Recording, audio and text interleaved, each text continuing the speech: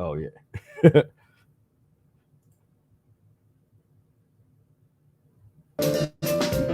We are mucus free. We are mucus free. We are mucus free. We are mucus free. We are mucus free. We are mucus free. We are mucus free.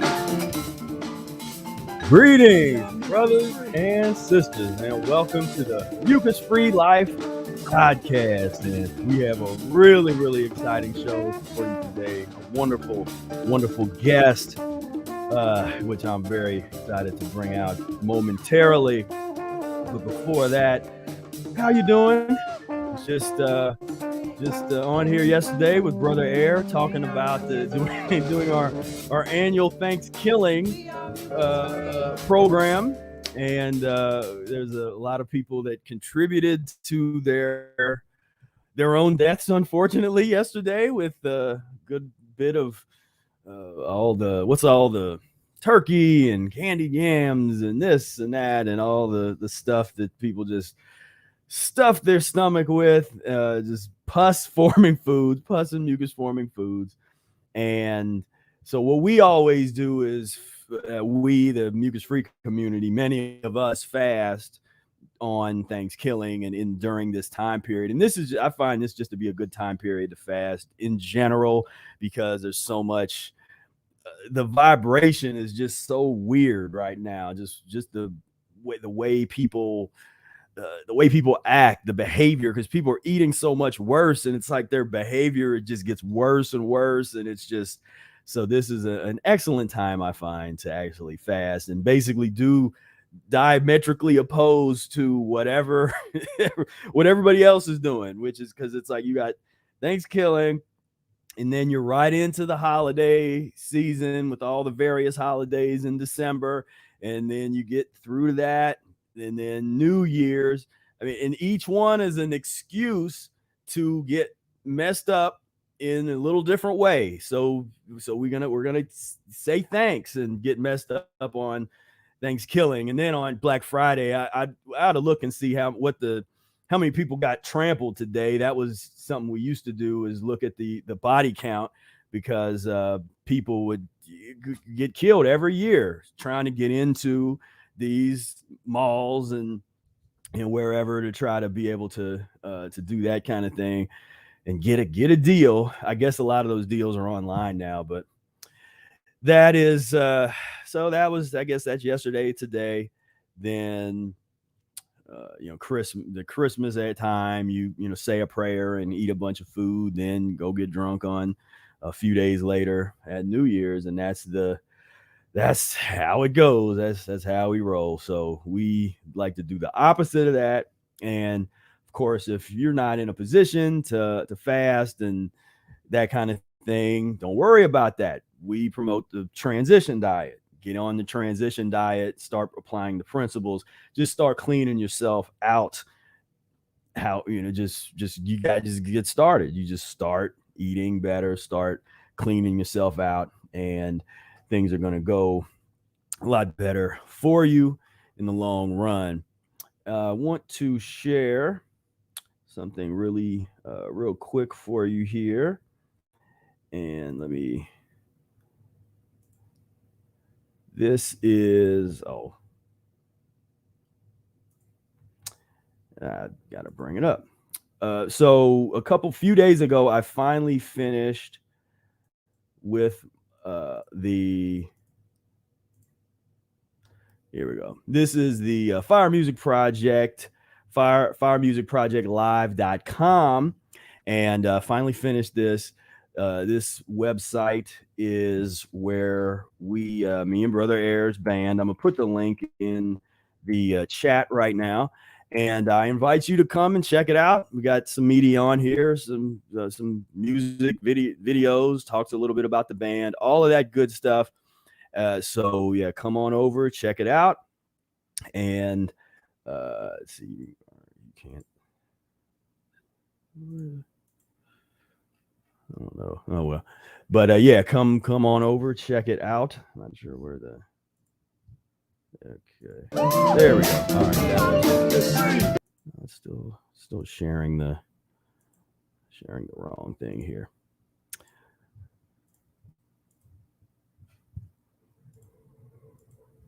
Okay, add to screen. There we go. Sorry about that. Just getting all that, but yeah. So this is what the website looks like, and yeah, this music physiological liberation. That's what me and Brother Air's been doing for 20 years, making music that's inspired by lifestyle, inspired by cleaning yourself up. As we say, we're ending clean that ass 2021 and moving into clean that ass 2022.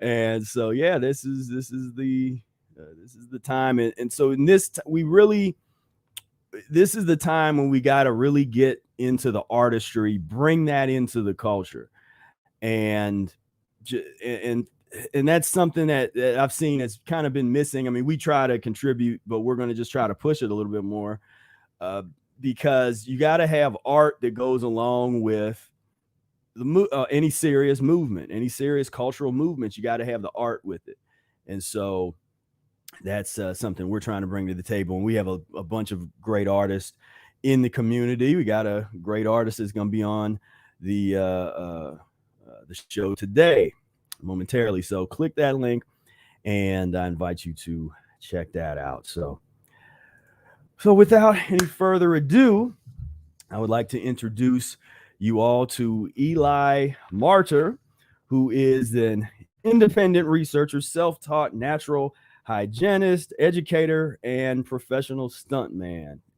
And he was played a lot of athletics as he was coming up.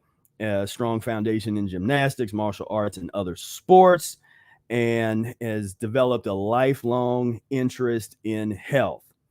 And after obtaining a degree in kinesiology and health sciences at York University, Eli became unsatisfied with what the university had taught him, took his education into his own hands, his real education. And he is a stuntman and actor. And he's been in a number of different, a lot of movies, TV shows, things that you have probably seen. You've probably seen him before and did not know that that's him. So without any further ado, welcome, Eli. How you doing? Hey, thank you so much for the lovely introduction and the lovely welcome. I'm doing great. Yeah, I'm doing really well. Thank you. And oh my God, so excited to be here. So excited to chat with you. I had given my mom a copy of the Mucusless Diet Healing System, the version obviously that you annotated and you brought to the public sphere. So thank you so much. I think you really helped my mom broaden her understanding, and yeah, just introduce her to these concepts that are so important for life as we're living it now on planet Earth, with all of these nonsense. I'm already going off here. All of these kind of dietary distractions and superstitions and the lies and the delusions and just on and on it goes. So it's, your content, your channel, it's a breath of fresh air. And so I guess I just want to, first of all, thank you so much for everything that you do. Yeah, well, thank you for those kind words. Thanks for getting the message out, sharing the Mucusless diet with your mom. And that's this is like hard work, just putting this information, as putting this information out there. It's like putting that line in the sand and saying, look, everything that we're being taught in the mainstream about diet and health and healing is wrong. And here's what we found. Here's this good news. It's actually good news, but you get beat down like it's like it's terrible. It's like, well, this is actually good news. We can help people heal themselves. Sorry.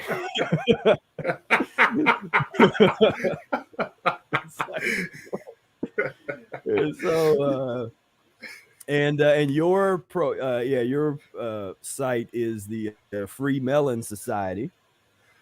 Yes, yes, that's right. And so here, let me do a little screen. There we go. A little screen share. Hey, there I am. Yeah, so this is he's got a lot of great stuff on here. Definitely check him out on here. Follow him.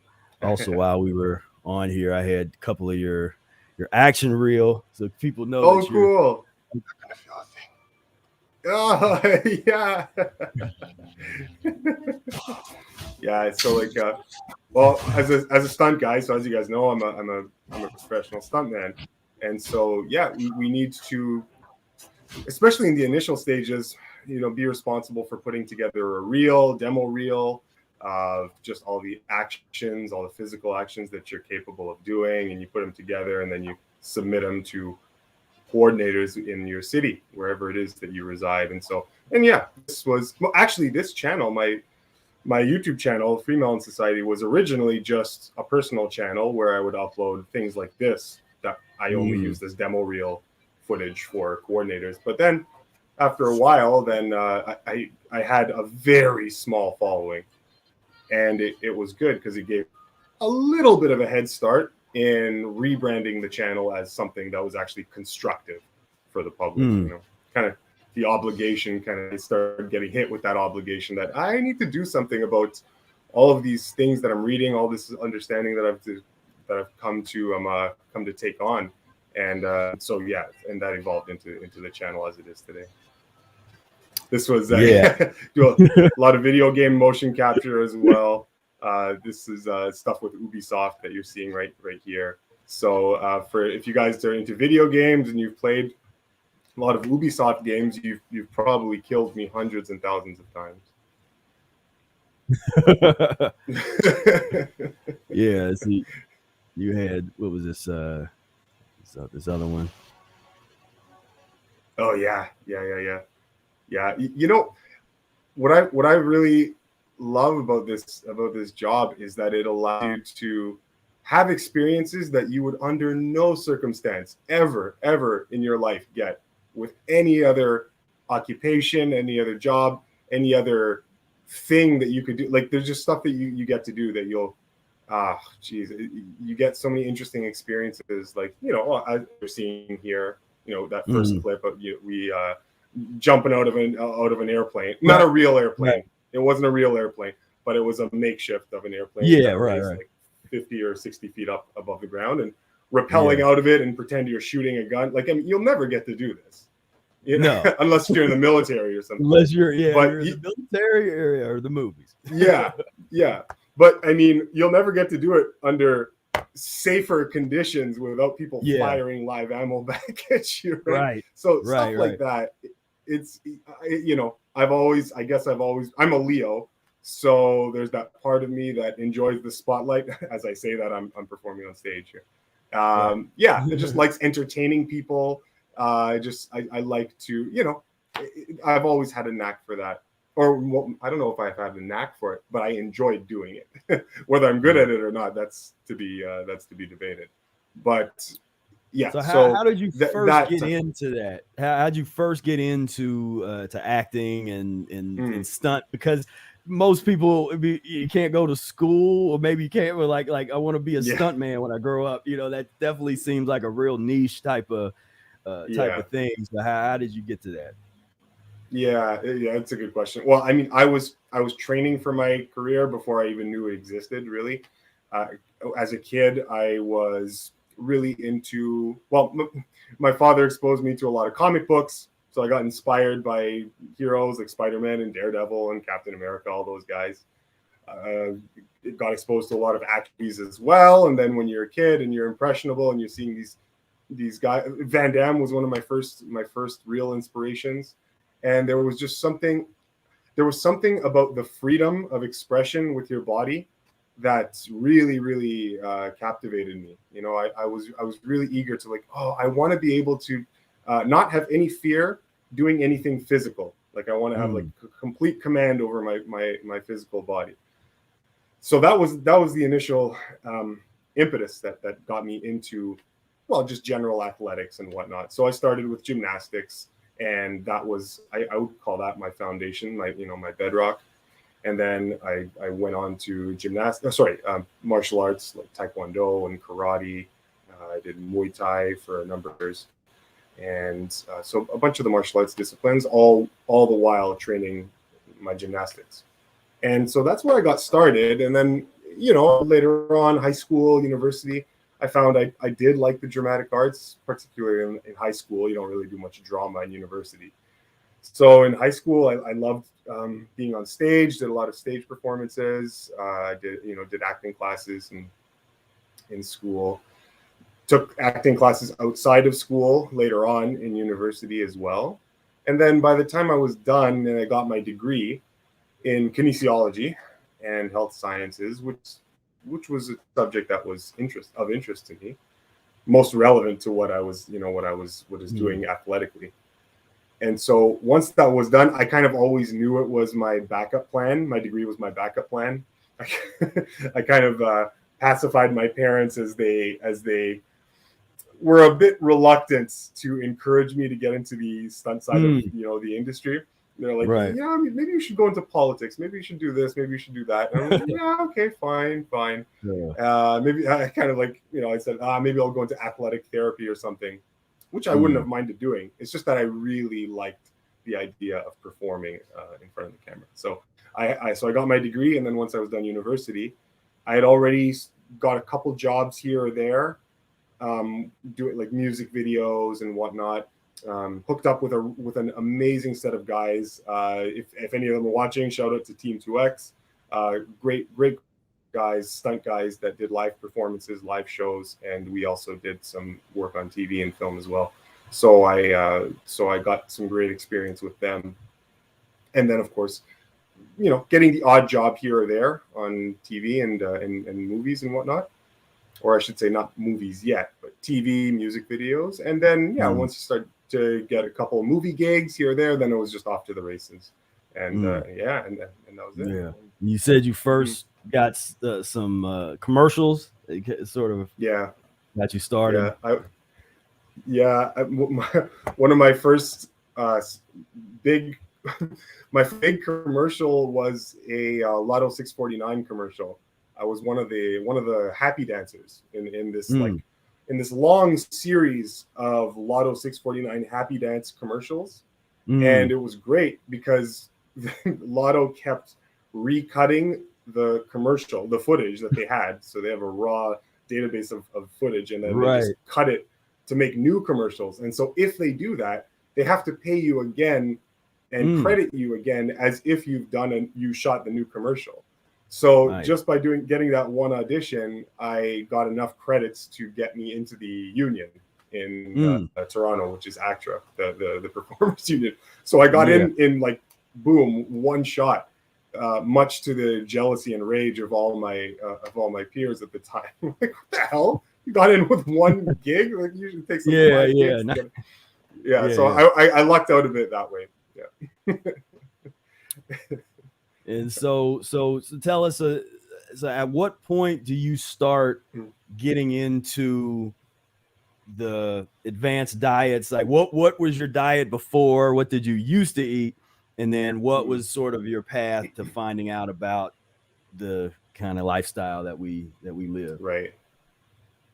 Yeah. So, I mean, for most of, I think like most of us out there, a big chunk of our lives was, was not good dietarily speaking. My diet before I went fruitarian. Actually, no, before I went vegan was, I treated my body like a trash compactor at the back of an amusement park. It's a terrible diet, just awful diet. So everything goes, you know how it is. I mean, I didn't do, no, I shouldn't say that. I didn't do soda pop. Like I didn't do soda pop and chips like that. That stuff I never really did, but it was, and everything go like salt, seasonings, everything, meat, oils, combinations of just anything going with anything, awful combinations of food, eating whenever, tons of cereal, tons of milk, just garbage. All right. So no surprises there. When I say garbage, I mean it. And it was, so throughout high school, early university, I kept getting plagued with, runny noses, mucus, right? Just tons of mucus all the time, all the freaking time. And it was annoying. It was really frustrating because I kept setting up the conditions, you know, that that caused that to happen perpetually. And if I didn't change anything, so I just kept getting those results. But I didn't know why at first, so I picked up a couple books. This was kind of like early university, even early high school. I would say not early high school, late high school. I was starting to get into the way the world worked, the kind of the conspiratorial nature of how oligarchs and elitists, take the reins of global finance and all that kind of stuff. So I was getting into that pretty early, but I didn't really start connecting the dots like health wise until later on in university. And so my first couple steps were to eliminate carcasses. I realized, I probably shouldn't put dead bodies into my system. Right. And once that light came on, then all of a sudden, oh man, I started feeling better. I started, less mucus, less congestion. I had asthma. I had respiratory problems as a kid, and they got better. They got better time as I grew up, but they never really relented. So, for example, if I were to go for a jog, for a 15-minute jog or so, I would feel tightness and pain in my chest, and there was nothing I just figured there was nothing I could do about it. That's just how I am. And wrong. I was wrong about that. It was not how I am. It's because I was abusing my body quite badly. So once I cut out the meat, I started feeling better, and then some more investigation, and then oh man, okay, the grains. These are all processed foods, heavily processed food. Oh, flour products. Oh my God, flour does this and this and this and this and this, and just this is a nightmare for my body. Oh my God, I've been combining flour with all this stuff that enzymatically clash with one another, and now this is causing all sorts of mucus and metabolic byproducts and waste and congestion. I'm like, oh my God. So I cut out a bunch of these things as well, and even more improvement, right? So getting sick a little bit less often, skin starting to look a little bit better. And so I was vegan for about seven, eight years or so prior to doing what I'm doing now, which would be a predominantly almost exclusively fruit-based lifestyle. Got into Erit and your work and Erit's work pretty early on my before I started doing the fruitarian lifestyle, and that was just a huge inspiration. If there's anybody in the audience listening that hasn't read Arnold Erit's Mucusless Diet Healing System, then you need to do yourself a service and get on that, because it's gonna the book is great. It'll change your life, give you a new understanding of the very simple principles that govern health and wellness in the human body. And so I did I was vegan for about 7 years. I was a pretty clean vegan, but still using oils and cooked foods and all that kind of stuff. But I was pretty good.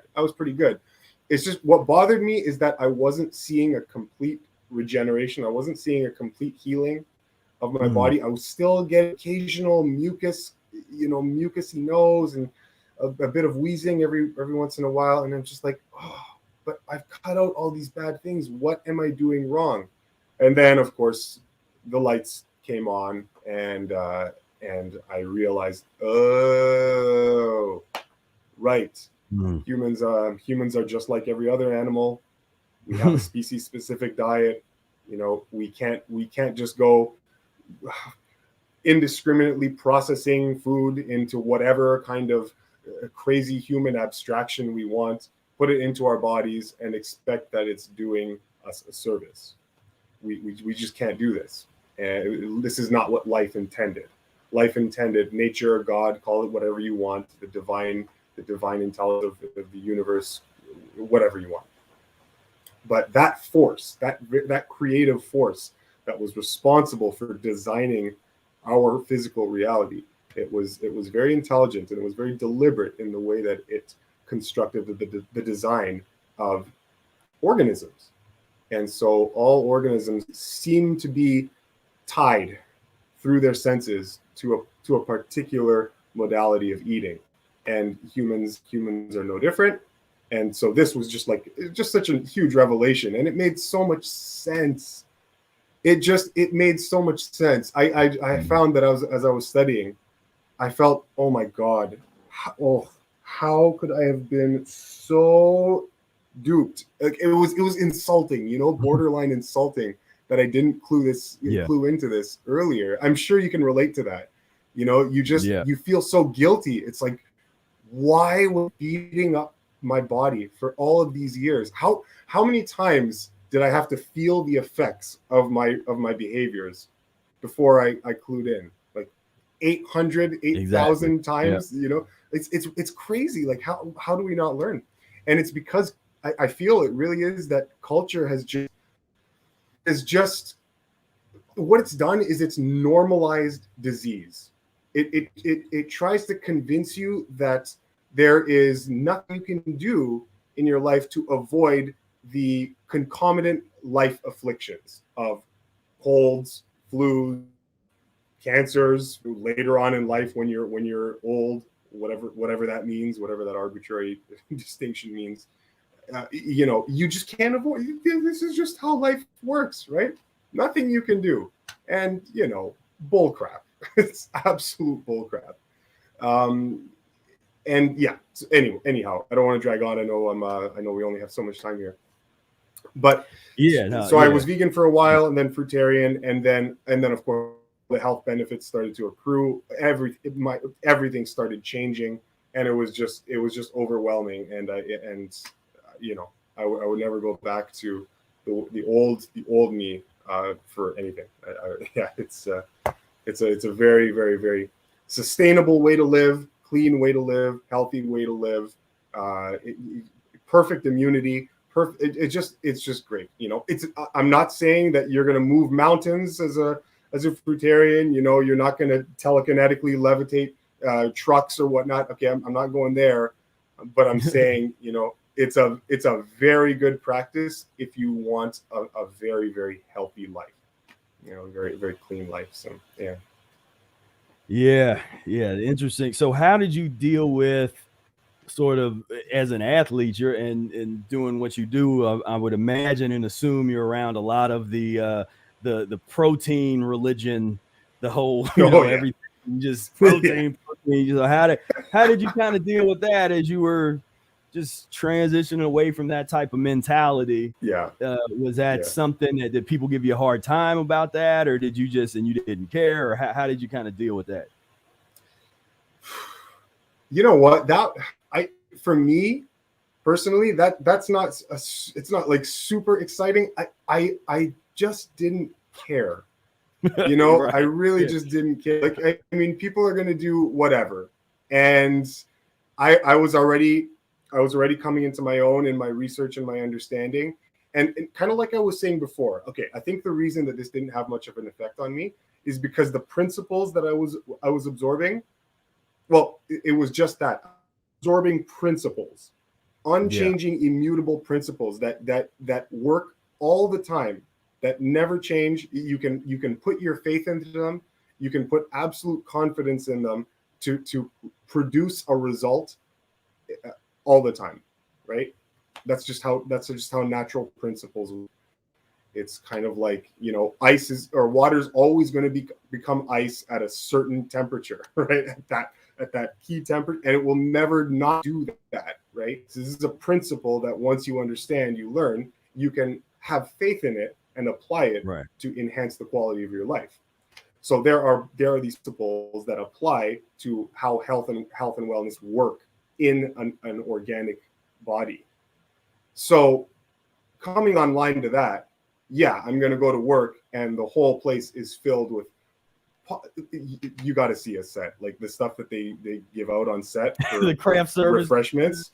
Oh my God. It's so funny. Like we'll be out in the blazing hot, just this year, we'll be out in the blazing hot and in big thick costumes, and people are like Gatorade and Freezies, it's almost as if their intention is to dehydrate the crap out of you and make everybody sick. Right?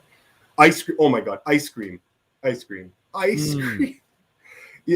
So yeah, I'm seeing all this around me, and I guess I'd put in enough time correlating those things with how I used to feel, and it was never worth it. There was no stimulation in the mouth with those kind of obvious landmines that was worth how I would feel, or what that would, or what I knew would do to my body.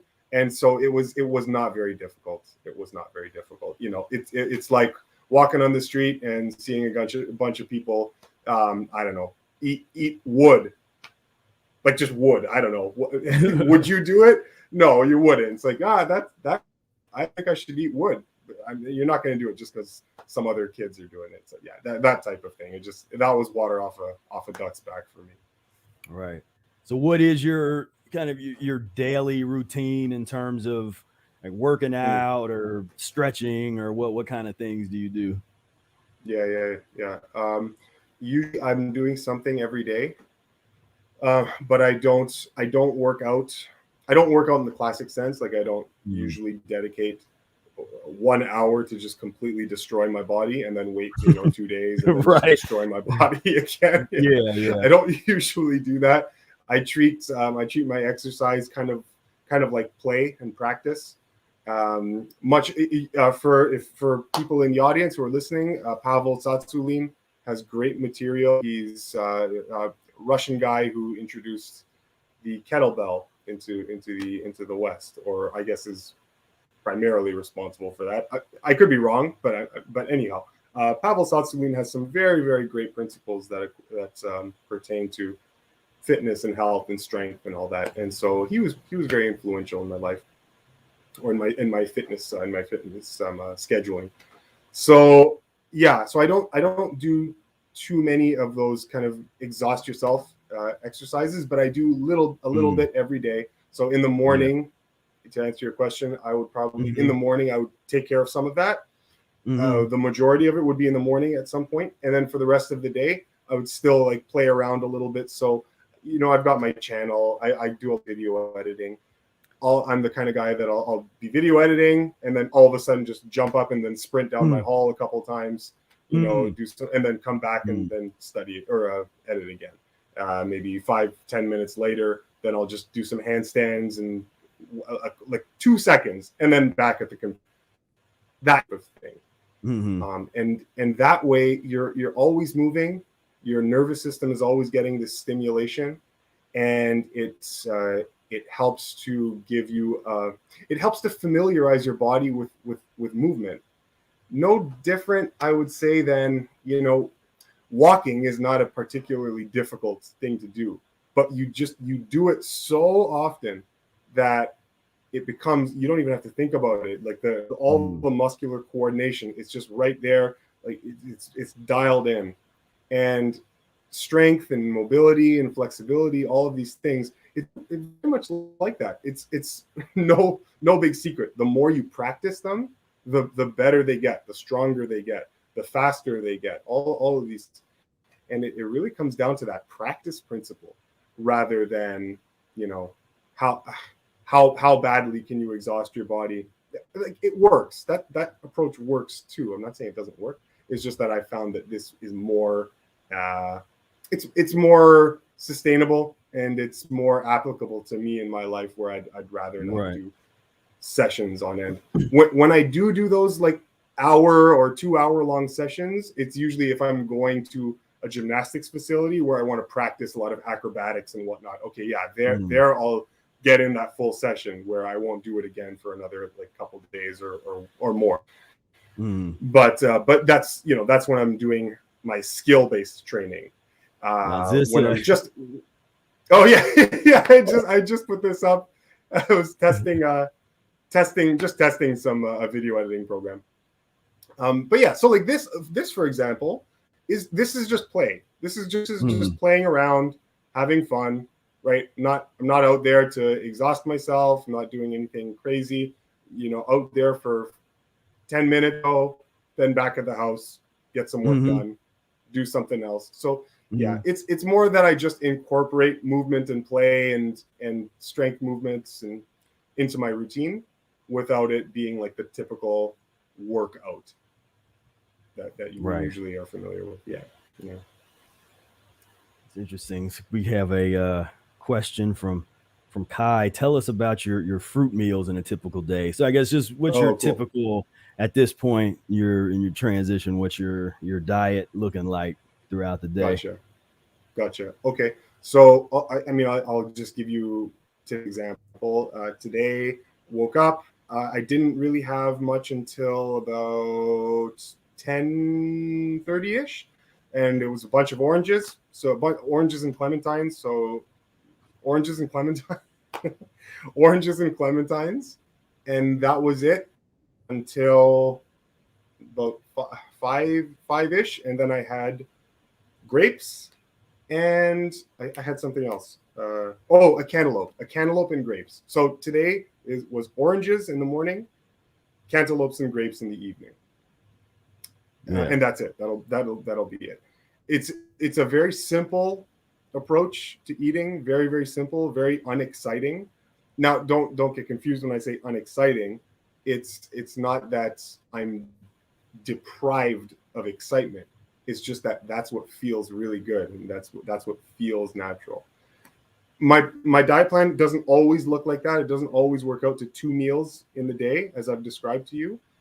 Sometimes it can be one. Sometimes it can be one bigger meal, kind of in the early afternoon. So maybe around 2:00, I would start with maybe a cantaloupe, and then a couple mangoes.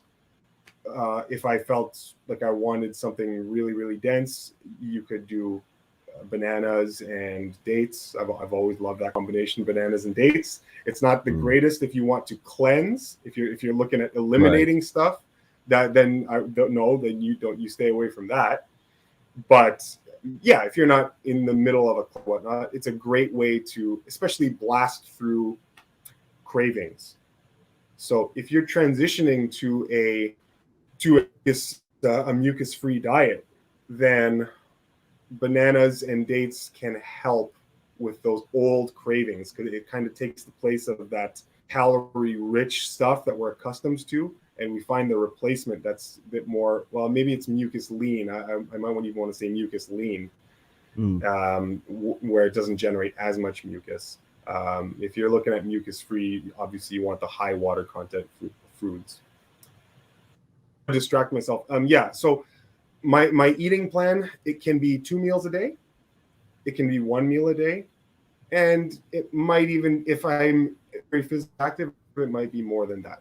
So I described cantaloupe, mangoes, and maybe some pears. Okay, that could be a 1 meal a day plan for me that I eat at 2:00 when I'm doing 1 meal a day, when it feels right to do that. Another day, it could be, I could start the day off with grapes, and end the day with some other fruit, maybe another melon or like another cantaloupe, and then a pineapple. I'll eat a pineapple. That could be a day.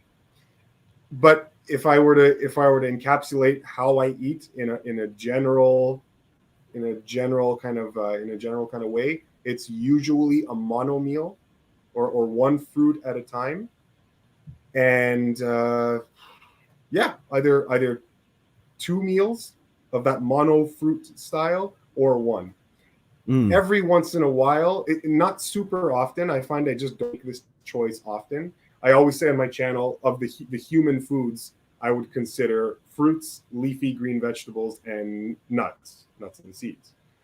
These are the only real food groups that you can eat without having to process in any way, right? That your senses actually gravitate to, that your senses are keen on eating, and that they can relish without any form of human trickery or contrivances of any sort, right?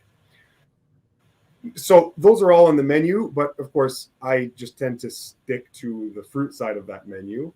If I have a salad, it'll be a very simple salad, mostly lettuce, a big serving of lettuce with maybe tomatoes and cucumbers and pears or apples or something, lime juice. That could be a salad. If I feel like having avocado, I will. I don't usually make that choice though. So a good 90% of the time, no, more than that, like 95% of the time, I'm making those fruit-based choices that I described earlier. And then, if I get curious or just want to try something new, sure, I don't have any problem with a big salad or maybe like a nori wrap. If it's raw and whatnot, I can experiment. I'll have fun just like anybody else, but I'll never stray too far from the principles, right? Yeah. Yeah. Interesting. Yeah. So how long did it take you to get to the regimen you're in now? And do you ever find yourself having just like kind of crazy cravings, or did you go through a period where you went through any like significant eliminations or anything like that as you were kind of clearing out some of the old mess? Yeah. That old riffraff. I noticed a lot of that. It was my first year that I noticed the biggest changes with that. I was shocked when I first started doing the fruitarian lifestyle. I was shocked at how fast I lost weight. Like it was almost scary. It just flew off me. This is not typical. It can be typical. I just don't know. Everybody's constituted so differently that what you can be assured of is that the detox will happen so long as you're doing the right thing. But for me, it was like my body was like, the floodgates just opened, and I lost all sorts of weight pretty quickly. And because I never really carried around much fat at all. Like I looked very, very similar as I do now. Back then, just bigger and thicker, bigger, thicker muscles. I was, a bit of a bruiser, right? And so there was not this visible fat on me. So when all this weight started flying off, I had already done a lot of reading and understanding, and then I knew that it was just waste, just water and waste and salt and this and that stored all in the muscles. And oh, hey Sherry, what's going on? Sherry's great. So I noticed all of this happening. And then subsequently after that, the next several months rolled on, and a little bit more weight came trickling off, The congestion slowly started subsiding. I noticed that, those channels were just getting clean and free, and I was breathing well and just starting to feel really, really good. Every once in a while, I'd have some dips in my energy, but not enough to, make me bedridden. Like it wasn't anything like that. I could still maintain my activity routine so long as I just, I wasn't going crazy with it. But yeah, there were definitely times where you're less energetic, and you have to expect that. You have to expect that if you're going through a transition. So yeah, it was more my first year where I noticed those big shifts. Once I got into that second year, what year was that about? What year was that? My first year was the most drastic changes, I would say. And then which year? Oh, 2016, something like that. Yeah, I think about 2016. Yeah. Maybe it was 2015. And anyway, around there. Yes, around there. So, yes. And of course, the next year after the second year, third year, more of that maintenance phase. But, I would notice little changes here and there. The last interview that I was on, I had mentioned where it was on Jillian Barry's YouTube channel. I mentioned that the first time I really noticed that my cardiovascular system was getting really clean was, took a big sprint and noticed that I didn't have any of that. I wasn't tired. I was amped up, ready to go after a long sprint, and it was shocking. I was like, oh my God, this feels so good. So little things like that, I would start to glean about this new lifestyle and these changes it was making in my body. But yeah, no, there's definitely that renovation period, and who knows how long it lasts. This is a lifestyle that we're practicing here. It's not a quick fix. It's not a slim down, plan. I mean, that'll happen, but that has nothing to do with the be all and end all of this. Like what we're looking at with this lifestyle, guys, whether you do it like I've structured it or not, the mucus-free lifestyle, what you're looking at is it's a lifestyle that's geared towards bringing out the best in you, right? And it's going to, so in so doing, it'll have many expressions depending on the person. But what you can be assured of is it will bring out the best in you. And of course, I highly advocate it. I've noticed it with myself, and it'll happen for everybody. But yeah, of course, you got to expect those periods of unpredictability, where you don't exactly know how the plan is gonna affect you, but know that whatever that effect is, it's because Allah is working exactly as it's supposed to. Yeah. So here's a question, another from Kai. So after your first year on fruit, how long did it take for you to build muscle weight from fruit? And that's the general question that everybody was like, how do you build muscle on fruit? And then it's like, you see these other animals that do it, but it's like that doesn't even process for them. So in your experience, what was that process like? Did it sound like maybe you initially went down pretty, like as you're really getting rid of a lot of the stuff, you get down pretty thin, and then it naturally starts kind of coming back? But how was your experience with that? Yes, absolutely. Okay, so first thing to remember here is that I never stopped exercising. Like I never stopped moving. So all throughout that transition, I was always, because I mean I had to. I still had my career, right? I couldn't just stop moving, right? So I was always practicing. I was still doing my acro. I was still doing all of it. Okay, and this is something that I've been doing since I was a kid. So athletics was a familiar body plan for me. So I just never stopped. Okay, so that's one thing to consider.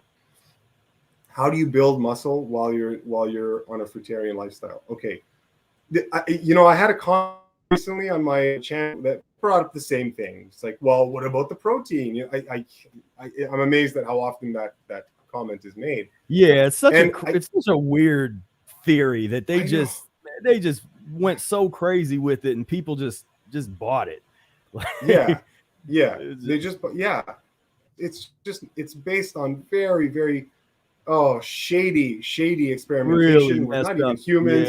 Like it's dogs, based on rats, like based on rat studies, and then just like some exaggeration. Anyway, so okay, how do you build muscle, right? How do you build muscle? The first help me is I didn't have any stress associated with the way I was eating. So a lot of people, you'd be surprised, but it's gonna set you back when you're constantly worrying about about being undernourished or malnourished or not getting enough protein or whatnot. This mental thing that people carry around with them, that matters. And I did not have that, because I understood very well that you're not looking dense proteins in your diet, right? That the proteins that are in the fruits and the nuts and seeds, if you eat those, and the leafy greens, it's all there. The whole shebang is there, likely even more than you need. So I didn't have any stress associated with the way I was eating. So that counted, right? Yeah. If I was hungry, you just eat more. That's it. Now, how do you build muscle back? There's no everybody knows the answer to this. You just keep busy. You exercise. Keep moving. Yeah. Keep moving. Yeah. There's no secret here. There's nothing I can divulge or reveal to you that you don't already know, right? The only difference is that the way that I eat right now, it would be much, much more difficult for me to put on the insane amount of mass that, let's say, a bodybuilder or someone eating an everything goes diet. Yeah, the unnatural mass. Yeah. It's so that I think that's where people get confused, is like they see the fitness culture out there, and every example of the best in the fitness culture, they're building their bodies on unnatural food for the human body. Okay, I'm not even talking about like steroids and creatine powder. I'm not even talking about that. I'm just talking about less than ideal unnatural foods, right, that stimulate the body into growth, that ramp up metabolism, which is not necessarily something you want. You don't really want a fast metabolism, but you will get a faster metabolism when you're just constantly eating all these super stimulating foods. And so that's I kind of what I want to say, guys, is that I treated my fitness and exercise routine no differently. If you want to go to the gym and do your 5 sets of 6 bench press, and then or your 5 sets of whatever, or your 3 sets of squats or dumbbell, yeah, do that. And the difference is that when you eat a mucusless diet, when you eat a raw food diet, when you eat a fruitarian diet, nature will take your body and put it to where it is most comfortable, where it's most natural to be. And then whatever muscular gains you make, right, it's never going to exceed that general plan. Like, it's always going to be maintained at a healthy place where your body naturally wants to be. That's the secret, right? That's the key. So I fear that when people ask, oh, how do I build all my muscle back? Okay, so we're asking, how do I build all my muscle back after I've lost it all well, you don't lose it all, but I mean, after I've slimmed down from a cleansing program, from a transition program to a mucusless free diet. And how I would answer that is like, why on earth would you do that? The diet, the intention of the diet was to cleanse your body. And the cleansing of your body, that is the loss of all of the waste products that are stored all over your system, including your muscles. Your body does this very intelligently. It's storing all of the dietary sins. It's storing all of those everywhere, and of course in your muscle tissue. So if you're losing weight on a raw food diet or a transition, that's probably a good thing. That's probably what you want, if what you say you want is health, right? Now, to want to put all of it back on the other side is oddly counterproductive, right? You in order to do that, you would need, yeah, exactly, yeah, thank you. like what is this? How does this is where did this even come from? That this was, the people were like, well, this looks good. This is, yeah. I feel great. You don't see like the most dangerous fighters on the planet don't look like this. They're not. Yeah. What is this? Like, yeah. But I know, and we got a number of ex bodybuilders that practice the Mucusless diet that are feel a lot better. They were able to regain their ability to digest food, because that often goes away when you're kind of going down this path. A lot of the bodybuilders and the folks is high protein, this keto thing. They've made that up, and but yeah, this is literally just waste. They put waste. It's just waste. It's just waste. Yeah. They're building skeletal muscle on just metabolic byproducts and metabolic filth. Yeah. And so now just okay. Now I might be dissuading a lot of people out there, but just so you know, you will be fantastically strong. You'll be fit. You'll be clean. You'll be healthy. Your body will regulate. I mean, you're not going to be starved or deprived of strength gains and whatnot. You will and can get stronger depending on how you exercise. So if you're working out, as I was saying before, kind of like I do, kind of just playing with it day to day. I work out mostly for strength gains, right? Just for strength. I'm not trying to put on mass. Yeah. And so if that's where you're going, then lifting heavy weight or very high resistance and doing it as often as possible without getting tired. That would be, in terms of building strength and even a little bit of size, that would be that formula. If you wanted to put on size, then what you would do is you would do the same thing, but you would just really ramp up the amount of sets that you would do. So let's say I wanted to get stronger with a bench press, okay? As a fruitarian, right? What you would do is you would ramp down the amount of reps that you would do. So you're only like 2 to 3 repetitions of a pretty heavy weight, like 75% of your max. And you would do that for like 10, 15 sets or so. And that is a really, really good formula for putting on as much size as your body will allow with a clean diet, okay? But that's for bulking. It's tough to bulk, but it's much easier to develop strength. Strength, you can, who knows where the be all and end all of strength is. You can get ridiculously strong as long as you keep doing strength training and ramping up the resistance. So strength is that's anybody can do that and get stronger and stronger and stronger. But in terms of bulking up size wise, see, now we're getting into the place where diet comes in. And the more encumbering, the more pus forming foods that you eat in conjunction with exercise. Okay, now you're going to start just filling up like a balloon again, right? And you don't want that. Yeah, and that's something that we generally just tell people to not even, because we'll get those questions all the time, and we're just like, we don't even think like that. That's not. We just want our bodies to do whatever it's supposed to do and just be, and everybody is sort of on their own little journey, and everybody's physiology and body is a little different. And I notice a lot of what you did when you were young, even once you change your diet, you don't lose that like stuff that you learned back when you were like your gymnastics, all that. You didn't lose any of that, but people think that you're going to lose stuff when you're like, oh, I can't do that anymore. And it's like, and even with me, and I don't, because I just like to feel good. So I don't, if I had to go into a weight room and do what I used to do, I can, and I'm still bigger than a lot of people in there, which is fine.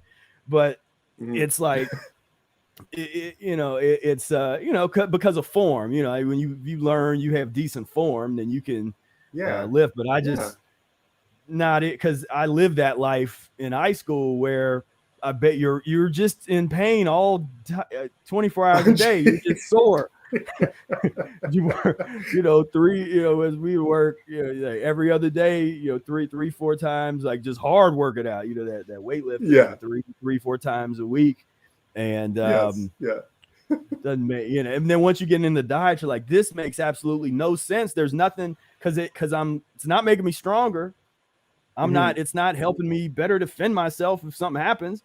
It's literally just like this sort of culturally based kind of, oh, this looks a certain way. This goes in. It's like, this doesn't, this doesn't work. Like Brother Air said one time, he's like, man, I'll be a nub walking around if that's the healthiest form, for me. It's like... And I think it's important to mention. So we've been talking a bit about how it's hard to have your cake and eat it too. Like, I want to keep all my size, but I want to get clean and healthy. I've had that question, and it's just like at the computer, I'm like, it's like I don't know how to respond to that, right? It's like you gotta choose. But one thing I do want to say is that the advantages, though, you can't. It's like you got to pick. Do you want health, or do you want to keep your body in the same proportions it is right now? You cannot have both, right? So it's like, man up, decide, right? Or we'll decide, whatever. So, but one thing I did want to say is that the advantages. So what are the advantages aside from all that you can expect? Your recovery will be insane. Okay, when you're not polluting your body with all sorts of riffraff, you will recover from bouts of exercise like you didn't think was possible. Right? There have been days where I've just been literally shocked at what I did the day before and how I felt the next morning. and I'd just be like, oh, I freaking, like, I feel like I want to go fight crime right now. This is insane. Like, so your recovery will be fantastic. Your sleep, the quality of your sleep will be dramatically enhanced. Okay, especially if you don't eat too close to bedtime. So you're eating a mucus-free diet, and you cut your eating window, 5 o'clock, 6 o'clock or so. Oh my God, you'll get such good sleep, and you won't need. Eventually, you find that you need less of it. I'm not saying don't sleep, but yeah, the quality of your sleep really, really goes up, especially when the channels of elimination, these are all clear. Oh my God, your sleep is wonderful. Your cardiovascular efficiency, kind of like I was describing earlier, you find there's a lot of examples of fruitarians that are that do marathon running, like Michael Arnstein, and there's a whole bunch of them. And yeah, that cardiovascular efficiency, that's I when I started noticing that, it was such a joy. It was such a treat. I do a lot of spiritual like energy work. If you guys are into meditation or any kind of metaphysical pursuit, why you wouldn't want to live that mucus-free lifestyle is anyone's guess. Like, you definitely want like clean respiratory channels, and that's going to translate into everything. Your endurance, your muscular endurance, just the whole system is totally overhauled when you get all of this junk out of you.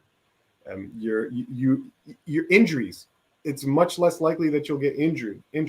You can sustain a lot more abuse, and your joints and whatnot will still be lax and loose and supple. Your flexibility is good, and it will be much more easily sustained, even without doing hard flexibility all the time. It just everything works in this wonderful way, and you're more hydrated. The stuff you're eating is highly saturated with water, high water content fruits and vegetables. So when you're better hydrated and you're not eating things that dehydrate you, well, your muscles are going to be more hydrated. So you'll have better quality workouts, and it's just on and on and on it goes. So those are some of the advantages that you can really expect when you are an athlete and you want to keep doing athletic endeavors, whatever athletic endeavor is of your choice, and you clean up the diet so that you're not polluting your riffraff, right? And so there's all these wonderful things that happen. Yeah. And I think we have a delay, and I know that for the folks watching, if it's a little blurry, I've got a backup recording, so I'm gonna pop that up there. But yes, and I don't know. It might, if you leave and like come back in, that could reset it, or we could just deal with the with the delay. Okay. If I leave and come back, you mean if I switch to another window or something on my end? Or? Well, no, like if you leave the platform and come right back in. Oh, I see. Okay. Yeah. Some that because this has happened before with Brother Air, and it would kind of reset everything, and there wouldn't be like this delay. Okay. Would you like me to do that? Would you like me to? Yeah, go ahead and do that. And Okay. So I'll leave studio and then just come back. Yeah, leave studio and then just come right back in. Okay. Yeah. All right. I'll see you guys in a bit. All right. So we're taking a quick little break. As I know, like I said, I apologize for if this is blurry on the live. I am gonna we always re-upload the audio. I'm gonna re-upload the video probably as well. And this is some internet issues, and they make all these things, all this, we're so futuristic, but we can't just get the simple stuff right. Let's just let's focus on the things, the internet speed, all that kind of stuff. Let's just do that. So all right, so Eli's back. Let's see if it's still, I don't know if there's a delay yet. We'll find out. Okay, cool. Yeah, so that sounds like it's better. Yes. So So tell me a little bit about your fasting practices, and when did you start incorporating fasting? Was that there sort of from the beginning in that first big year? And what kind of fasting do you do? And I've seen some videos on your channel about that. Just share a little bit about your fasting experiences. Okay, cool. Luckily for me, I got onto the fasting thing way before I was fruitarian. So that I started doing, when about 8 years prior to transitioning into the fruitarian lifestyle. So I think that really helped me when I did go more fruit based, because I more than likely got a good deal of elimination going on throughout these fasts. So I started with weekly 36-hour fasts. So on the weekend, my routine is on the weekend. Friday would be my last meal at dinner time, and then I would pick it up again on Sunday morning. So I did that every week for years and years. Well, I mean, I still do, but it's just then I had to think about it because it wasn't just like a natural thing. It was Right. like so it was on my mind. Now I'll go a day without eating, and it's just it's nothing. It's just the blink of an eye. I'll go a day and a half. It just doesn't mean anything, right? So it's become a lot more ingrained into my routine. So I started doing that many years ago, and then I every once in a while do a little bit of a cleanse, a different type of cleanse. So I think that one of the first cleanses I did was an apple fast or an apple cleanse. Like 3-day apple cleanse, and they were tough. Like that was tough.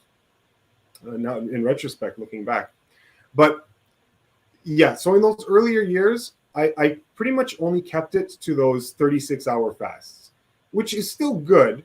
It's tolerable. Anybody can do it, but it doesn't access the deeper levels of cleansing. There were a couple times when I did 3-day fasts here or there. I never did week-long fasts when I was in that vegan phase of my life where I was fasting every weekend. But it gave me a good head start to get into the cleaner lifestyle that I was going to embark on later on. So I really feel like I did myself a service in preparing myself in that way. But in terms of any kind of major elimination or major changes, no, I didn't notice anything major, primarily because on the other end of the fasts, I would just eat the same thing that I was always eating. So I was never isolating a particular thing and say, okay, on the other side of the fast, I'm going to scale this down a little bit. And then the next time it's like, okay, I'm going to pick this thing and then replace it with something. Like I wasn't doing that. I was just doing the fast. And so it was kind of this like maintenance thing going on, and, sprinkled in with a couple of little cleanses there, like the apple cleanse that I mentioned, and a 3-day fast here or there. So getting some good at working. But later on, once I went fruitarian, that's when I started doing kind of the more intense fasts. Excuse me. And I've week-long water fasts.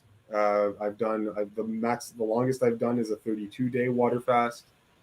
I've done a bunch of dry fasts as well, 7 days. I believe I did a 10-day one as well. And those are, so how did they go? What do you experience? What do you expect? All that stuff. With water fasting, you can definitely expect in the first couple days, I would usually feel very good. I think the very first time I did a water fast that was longer than 3 days, that was the first time I noticed the typical detox symptoms. Nothing bad, nothing crazy, nothing horrible. I noticed there on one day, I had a little bit of a red marks, or like I don't even want to say rash, but like red bumps and whatnot appear. I was just like, oh God, what the hell is that? Right? But then it goes away. I think it was on the third day, if I'm not mistaken, I started feeling a bit of nausea. No vomiting, but just a bit of nausea, right? As the fast kind of works everything out in there. But so that was the first time I tried a longer, like a 5-day water fast. After that fast, I was still eating cleanly on the other side. So I wasn't breaking my fast with pancakes and whatnot, which I had been known to do in my vegan days. Don't do that. Right. Yeah, yeah, definitely. You do not want to.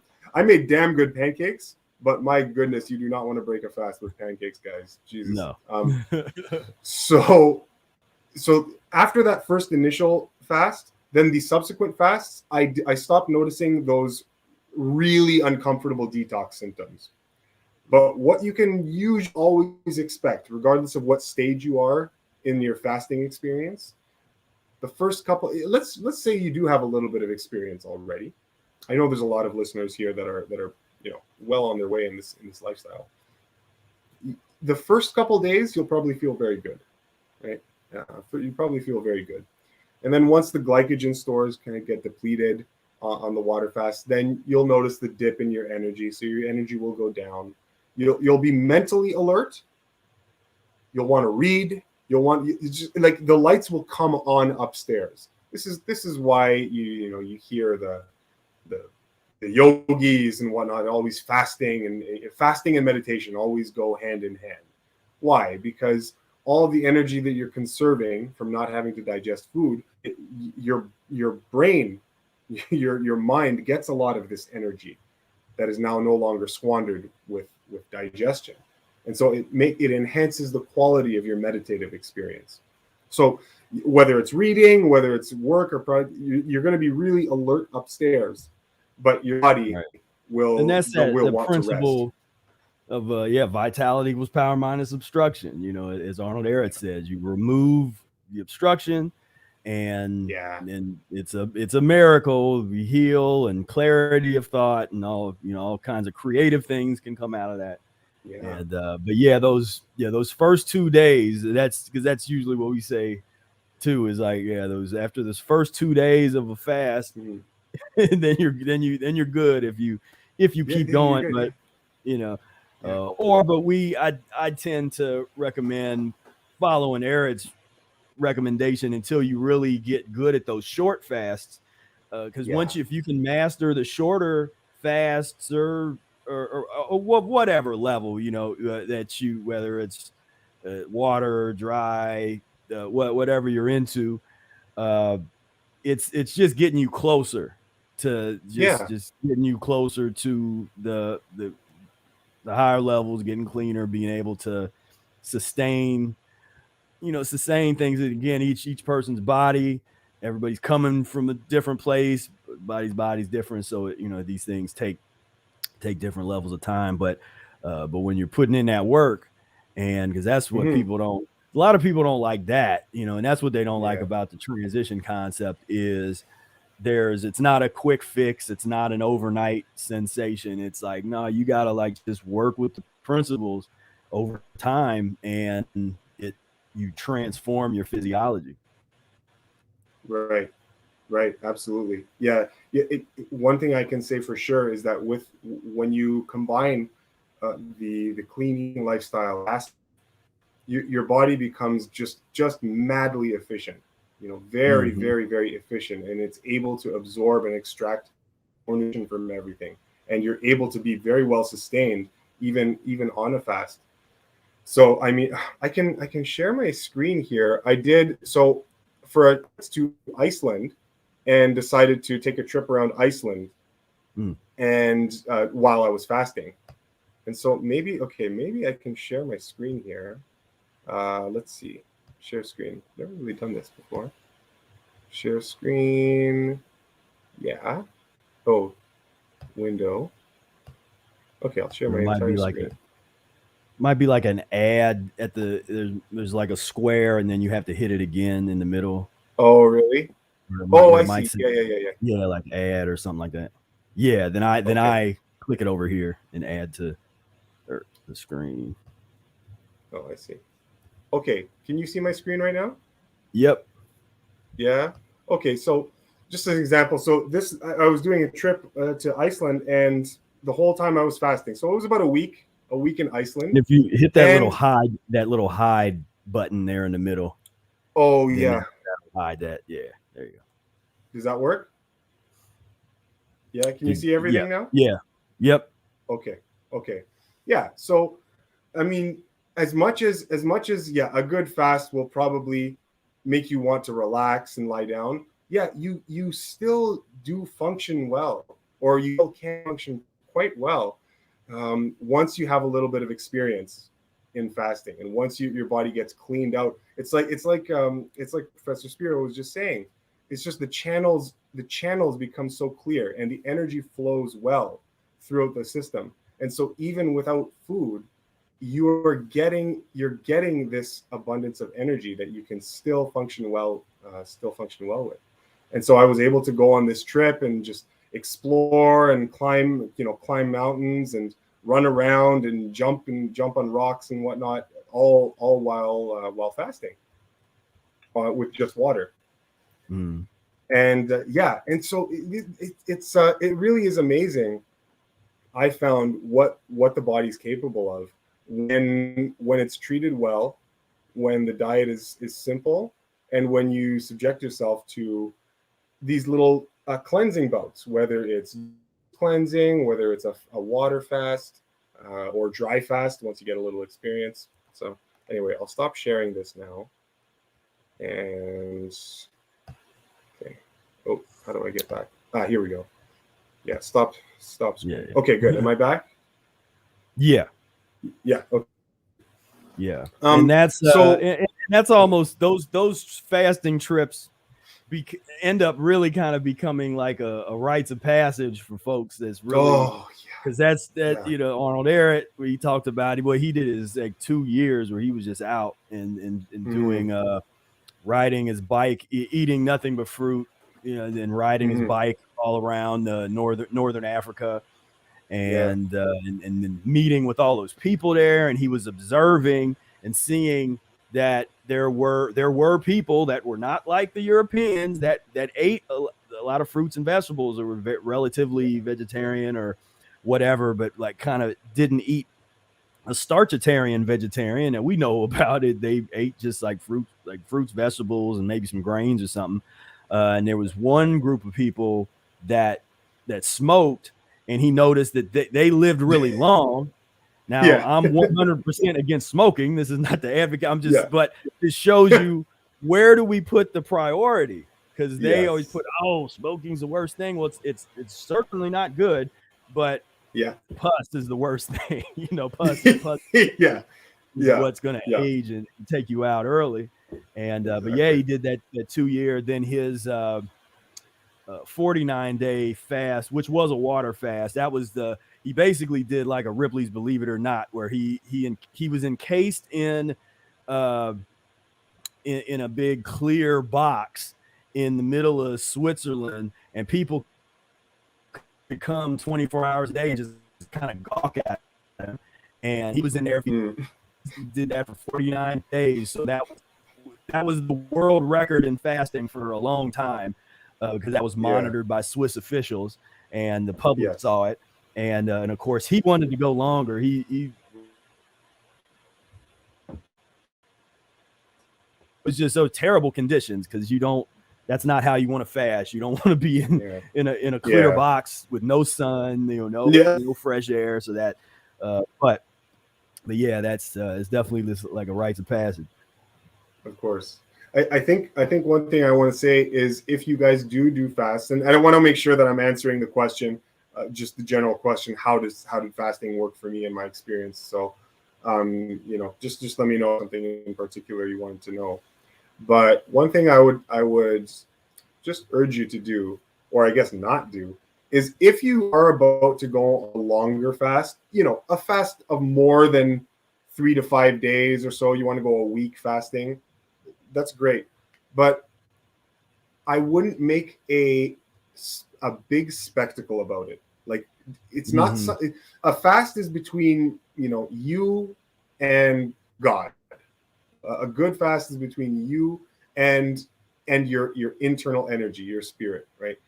It's a very personal thing, and especially with the world as it's constructed, unless you're going to a fasting retreat where there are very like-minded individuals there who understand actually what's happening and what you're going through. That's a bit of a different scenario. But if you're just, your day-to-day and you want to do a fast, I would suggest not to advertise that you're doing the fast and just keep it a very personal journey, right? Just keep it all inside. And because I tell you, the world will not understand. They will not understand. Right now, they will not understand what you're doing. They will see you get thinner, very, very thin and different, because it will happen. It happens to me. It'll happen to everybody. And all they will see is someone who is dying, someone who is sick, someone who has some food eating disorder or something. Right. They will not understand. And when you start getting that negative energy, this critical energy, this worrisome, doubting energy from all of your family and your friends, if you don't have a strong constitution, if you don't have a thick skin, you will start to doubt yourself. And that is the last thing that you need when you are fasting.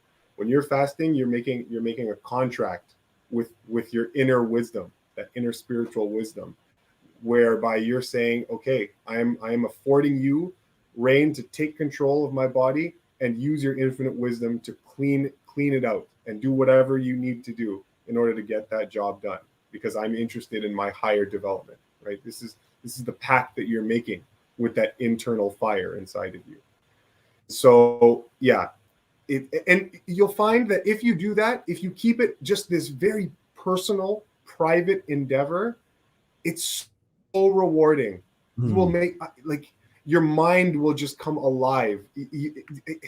It's hard to describe all of the things that happen mentally, when you're on a longer fast like that. It's just your thinking you become very creative. A lot of people will make new business plans and just start imagining all these wonderful things. You'll have incredible dreams.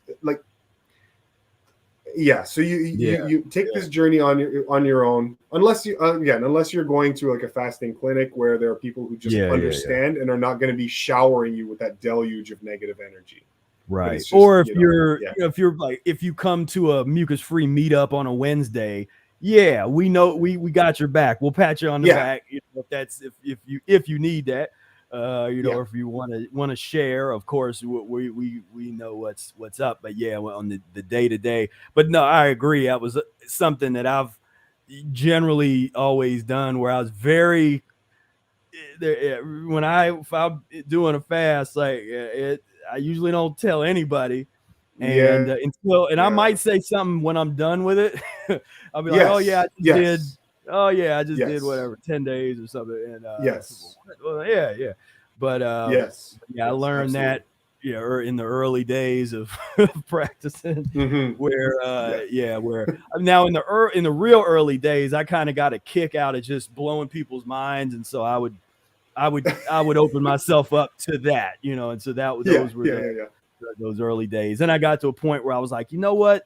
Let me just publish some stuff and then just let people will find it, and I won't talk about it anymore like that. And right. But that's good advice, because it really is. It's just a personal thing. It's not something where people come out and they do a lot of the track their fast on YouTube and that kind of stuff. And I'm not. And there's friends of mine that done that. So I'm not attacking anybody. I'm just saying, to me, and what I've always done is just this kind of personal thing. It really is the same with my meals and eating. Is one, it's kind of like you described. A lot of my meals are not exciting, and so it's but because a lot of people, to get popular around here, it seems like you gotta have some beautiful photos of just the most gorgeous fruit plates. That's it.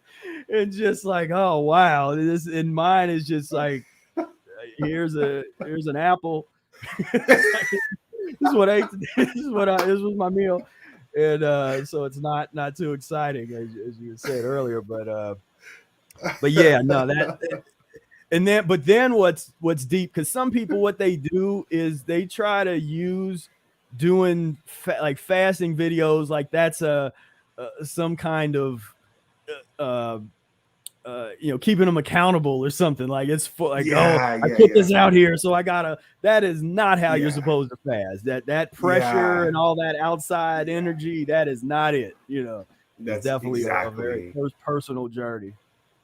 Exactly. Yeah. Yeah. Very, very well put. It's you don't want that extra mental tax or burden of responsibility. Like you when you're fasting, you choose a time where nothing is going to be happening in your life as much as possible. Choose a time where it's just you can knock out this time that's just me time. That is the best time to do this cleansing, because again, energy expenditure is energy expenditure. If you've got a lot of stuff going on, work wise and stress wise, I mean, this will take energy, precious energy that could be used to do some very vital detoxing, right? So keep it very simple. You don't have to make it if you're doing like worrying about the fasting tracking and all that. I mean, what are you going to forget? Take a piece of goddamn paper, write down Wednesday. There you go. Fasting tracking. Wednesday at 5:00. All right. That's all the tracking you need.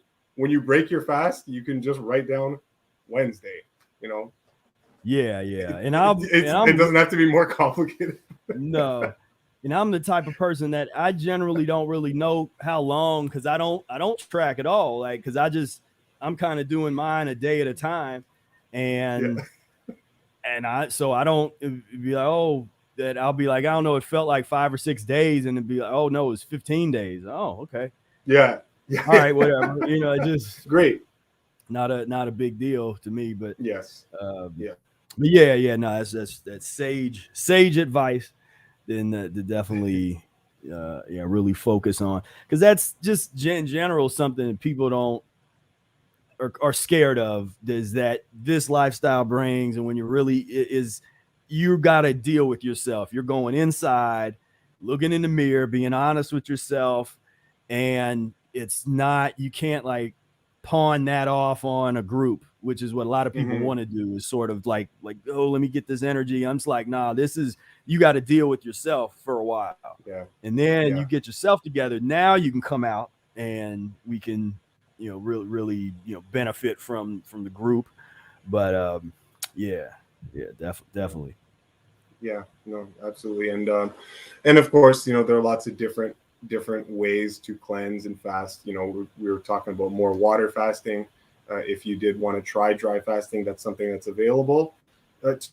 I would always suggest that you should really have some good experience with water fasting first, and definitely a clean diet, right? You don't really want to be jumping into a dry fast, after downing like 7 Big Macs or something like that, or if that's a normal thing in your diet. Yeah, definitely not. You want to be well clear of the standard processed food diet before you even think of dry fasting, if you're asking me, because that stuff, when it's clogged up in your body, and now you're going to go on the dry fast, and it can be painful. It will be painful. Right? But if you clean out first, then dry fasting can be shockingly comfortable, like shockingly comfortable. Right? So there's that to you. But we can go into all the types of cleanses. But I'm not sure. Maybe you're seeing if people have questions. Is there anything that's left unanswered? Let's see if the questions. Cryptic asks, what do y'all think of frozen fruit? Yeah.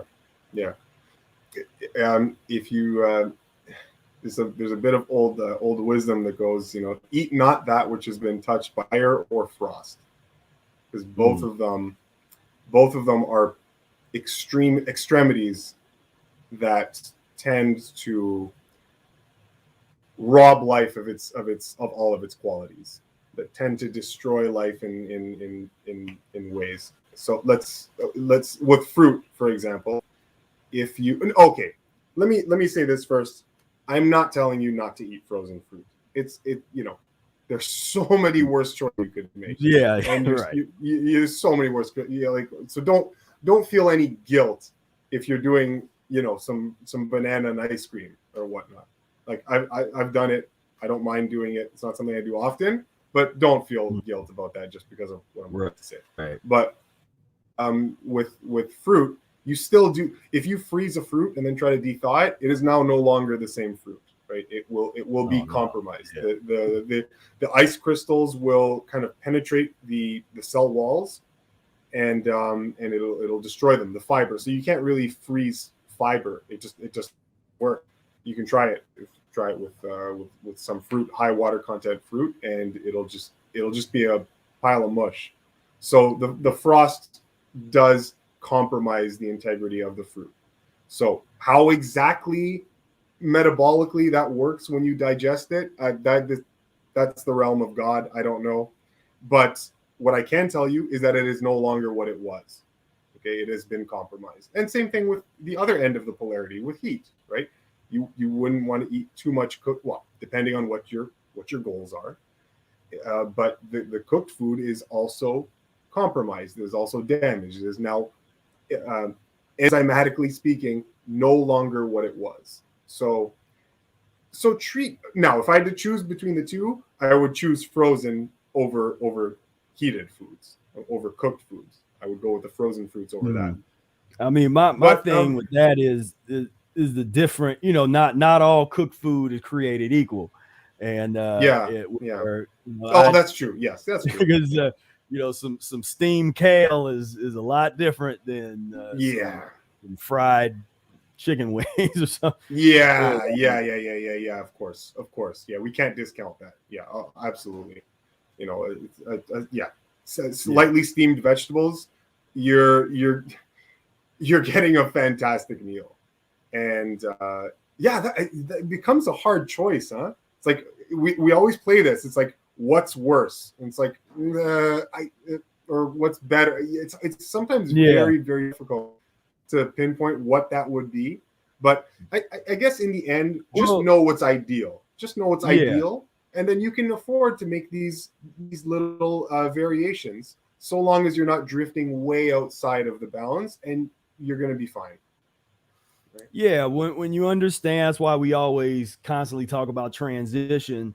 And what I try to get people to understand with Arnold Ehret's book is to separate there's the transition information, and then there's the ideal philosophy that he lays out. Like, this is the ideal food for humans. This is the best situation. This is the ideal fast under the best conditions.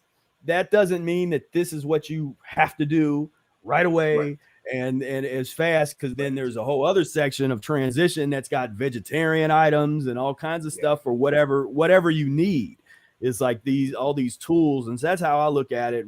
It's tools, and as the kids say, there's levels to this thing, and it's just as you get higher up, you dispense with the lower things, and so. So somebody might do a lot of, if you're into smoothies or something and you're doing the frozen fruit that way, I don't recommend that a lot. That to me, that's more like a treat or something to do every once in a while. But that's just, as I always related to smoothies, like with Ehret talks about why soup is not good, where it's kind of hard to for the body to deal with that particular mixture. But like you said, I'd rather see somebody do that than a lot of other stuff. It's just exactly. Refinement. And that's why I talk about this way of life as an art form as opposed to a science experiment, because it's just, we're talking refinements. And so it's like wherever you start is where you're starting.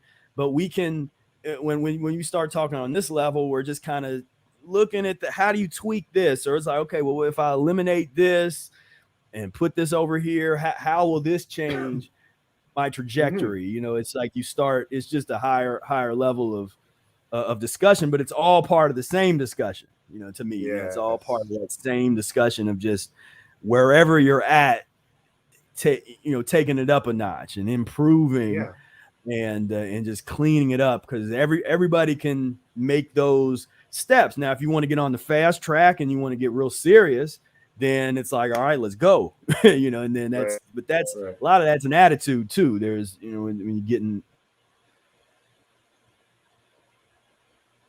building aspect of the lifestyle, whereas there's certain, I've seen people that might have all the physical, like physically they could do certain things, but their attitude is not really proper, and then they can't get too far. They get stuck. And so that the attitude, the character, and all those, you as a person, that type of that level of development, and that's going to come through and what you end up eating. And and well, I think you brought up something really important there too. When Eric talks about it's that distinction to be made between the transition and the ideal, right? Speaking in the absolute, speaking in the ideal. And so the new reader is going to come to that, and they're going to see the ideal, and they're just going to zero in on that because it's so attractive. It's so attractive to want to be in this ideal state, eating this ideal diet, right? Of course, wouldn't you? If I was going to give advice, I would just say, get rid of the guilt, right? If you're on the lifestyle and you so now you're informed, okay, now you know better. Don't get rid of the guilt, right? Make your transitionary steps. Take whatever time you need with that, and when you do, enjoy it. Enjoy the heck out of it, right? What makes the difference is as long as you're learning from each meal, right? Make sure you're learning from each of these experiences, but don't get rid of the guilt, right? Because that will kill you. It's not gonna kill you, it's not gonna assassinate you, but you know what I mean. It's really gonna weigh on you, and and I think people just get run into a lot of problems when every time they have a transitionary meal that isn't the ideal, they get flooded with all this stress and guilt, and it's just like, no, get rid of that, right? Just have fun with it. Enjoy the process, right? It's part of the life. That is the life, right? That transition, and then what happens after, like, is life. Just take it for what it is, and have fun with it. Enjoy it. Right? Yeah, I definitely have always said, don't be hard on yourself. That doesn't help. That trying to force yourself to do things, that's not, that doesn't work.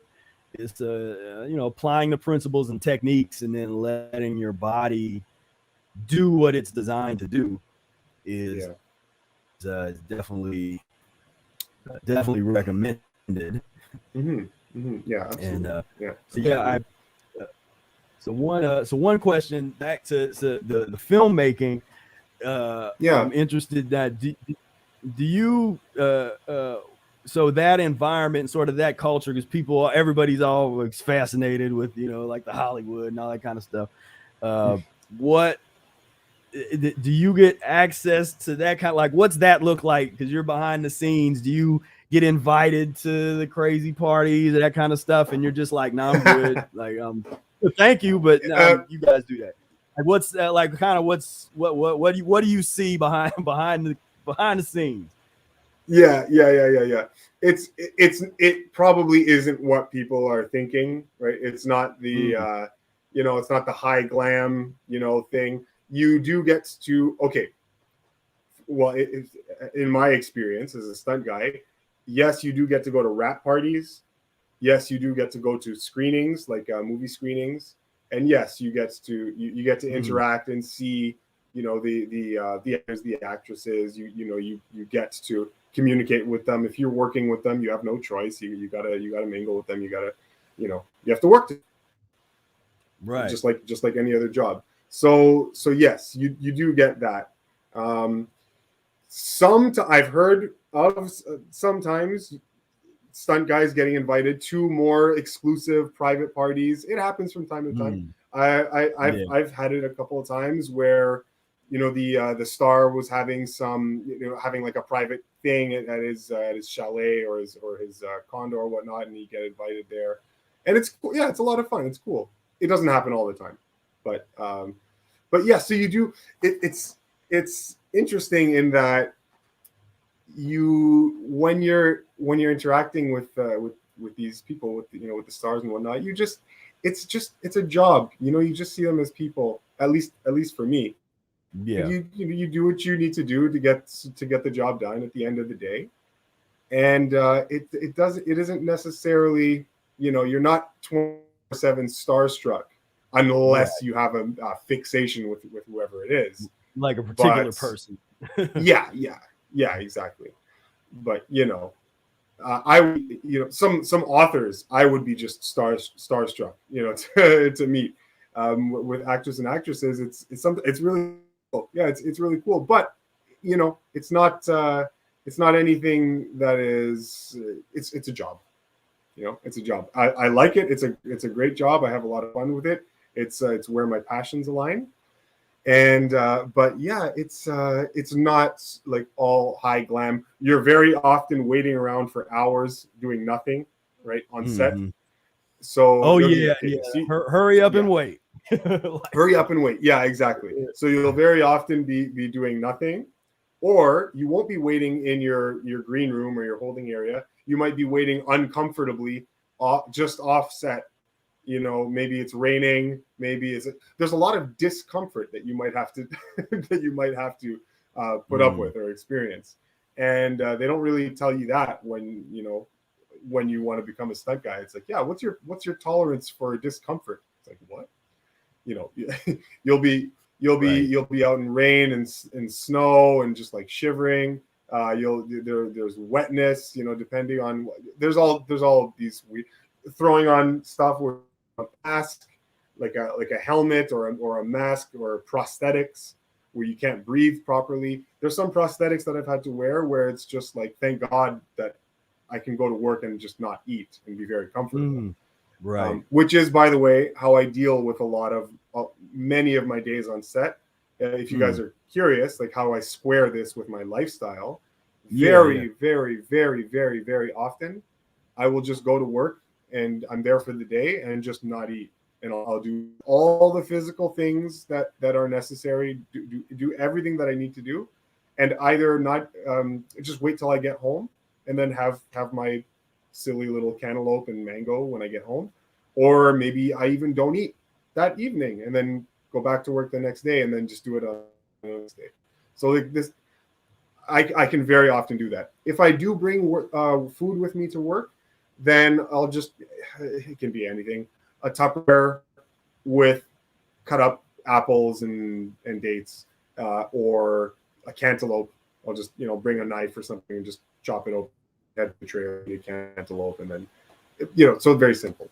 But in terms of, the lifestyle that you guys were asking about earlier, it's, you're going to work, getting the job done. You do get to see and mingle and interact with the actors and actresses, which is really cool, actually. But and you do get to wrap parties and screenings, premiere screenings, which are always very nice. So there's a bit of that, but it's probably not what you're thinking. You know what I mean? Yeah, you stay out of the crazy shenanigans that all the TMZ exactly. kind of stuff. It's not really that. You might, if you're the main stunt double for an actor, like and you're the stunt guy that travels around everywhere with that actor, and you cultivate a good relationship, that stunt double might see some of that. Go to the parties and all that kind of stuff. Yeah, but you're just like a kind of day-to-day player. You're going to work and then you're coming home. Right. Yeah. And and the last topic I wanted to talk about, and this was somebody just asked question here. If they he said they didn't make you get the Pokey Poke to act in Canada. And so what do you mean? What's the whole COVID experience been there in Toronto? It's silly. It's silly here in Toronto. It's silly in the States. It's silly everywhere. It's just this fear campaign that is running rampant everywhere, and people are buying it up, drinking the Kool-Aid. And we're Oh gosh, no, I it's mean, not. It's not. It's not mandatory. The Pokemon poke. It's not mandatory, but what they're trying to do is they're trying to make life as inconvenient as possible, so as to incentivize the average person to go and dose themselves with experimental therapy, gene destroying therapy, and poisonous adjuvants, and just utter nonsense. I mean, the yeah, stuff is so violently bad for you. You wouldn't even know where to begin. Um, I'm yeah. I sure mean, that it's yeah. and it's Sorry, just sorry. so well. And in Canada had was sort of on that list of some of the worst. Now there's places that are worse, but in Hmm. terms of not being able to travel, if you leave, you can't get Yeah, back in unless you have the pokey poke. Uh, yeah, and I know there were some things you weren't able to do, weren't able to yeah. travel because of all that. So how's the resistance been? And I know I'm gonna bring up there was a video you shot of a Hmm. yeah, there we go. This is looks like a demonstration that well, there was a Right. thing said it wasn't, they took it off of YouTube. You tried to post this on YouTube and they took it off Yeah, or something. yeah. I've once 2020 rolled around, and the this narrative started to really thrust itself in the culture. I noticed a lot of my videos were I'm started getting strikes all of a sudden, and I didn't Wow. couldn't figure out why. I'm like, what am I posting that's so that's violating these YouTube policies? Like, it's just, like, I Right. would get strikes for just a speak, for getting a strike for just uploading one guy speaking. Wow. Who, oh gosh, David Wolf. David Wolf came Yeah. to speak in Toronto. I Uh, recorded it and put yeah. up just his lecture, and they gave me a strike. I'm like, Wow. what is going on? Yeah, Wow. this is Yeah, and nothing. This is I not heard about that. controversial. Yeah, David. They started. They just totally ripped him off of everything. I think on YouTube. Hmm.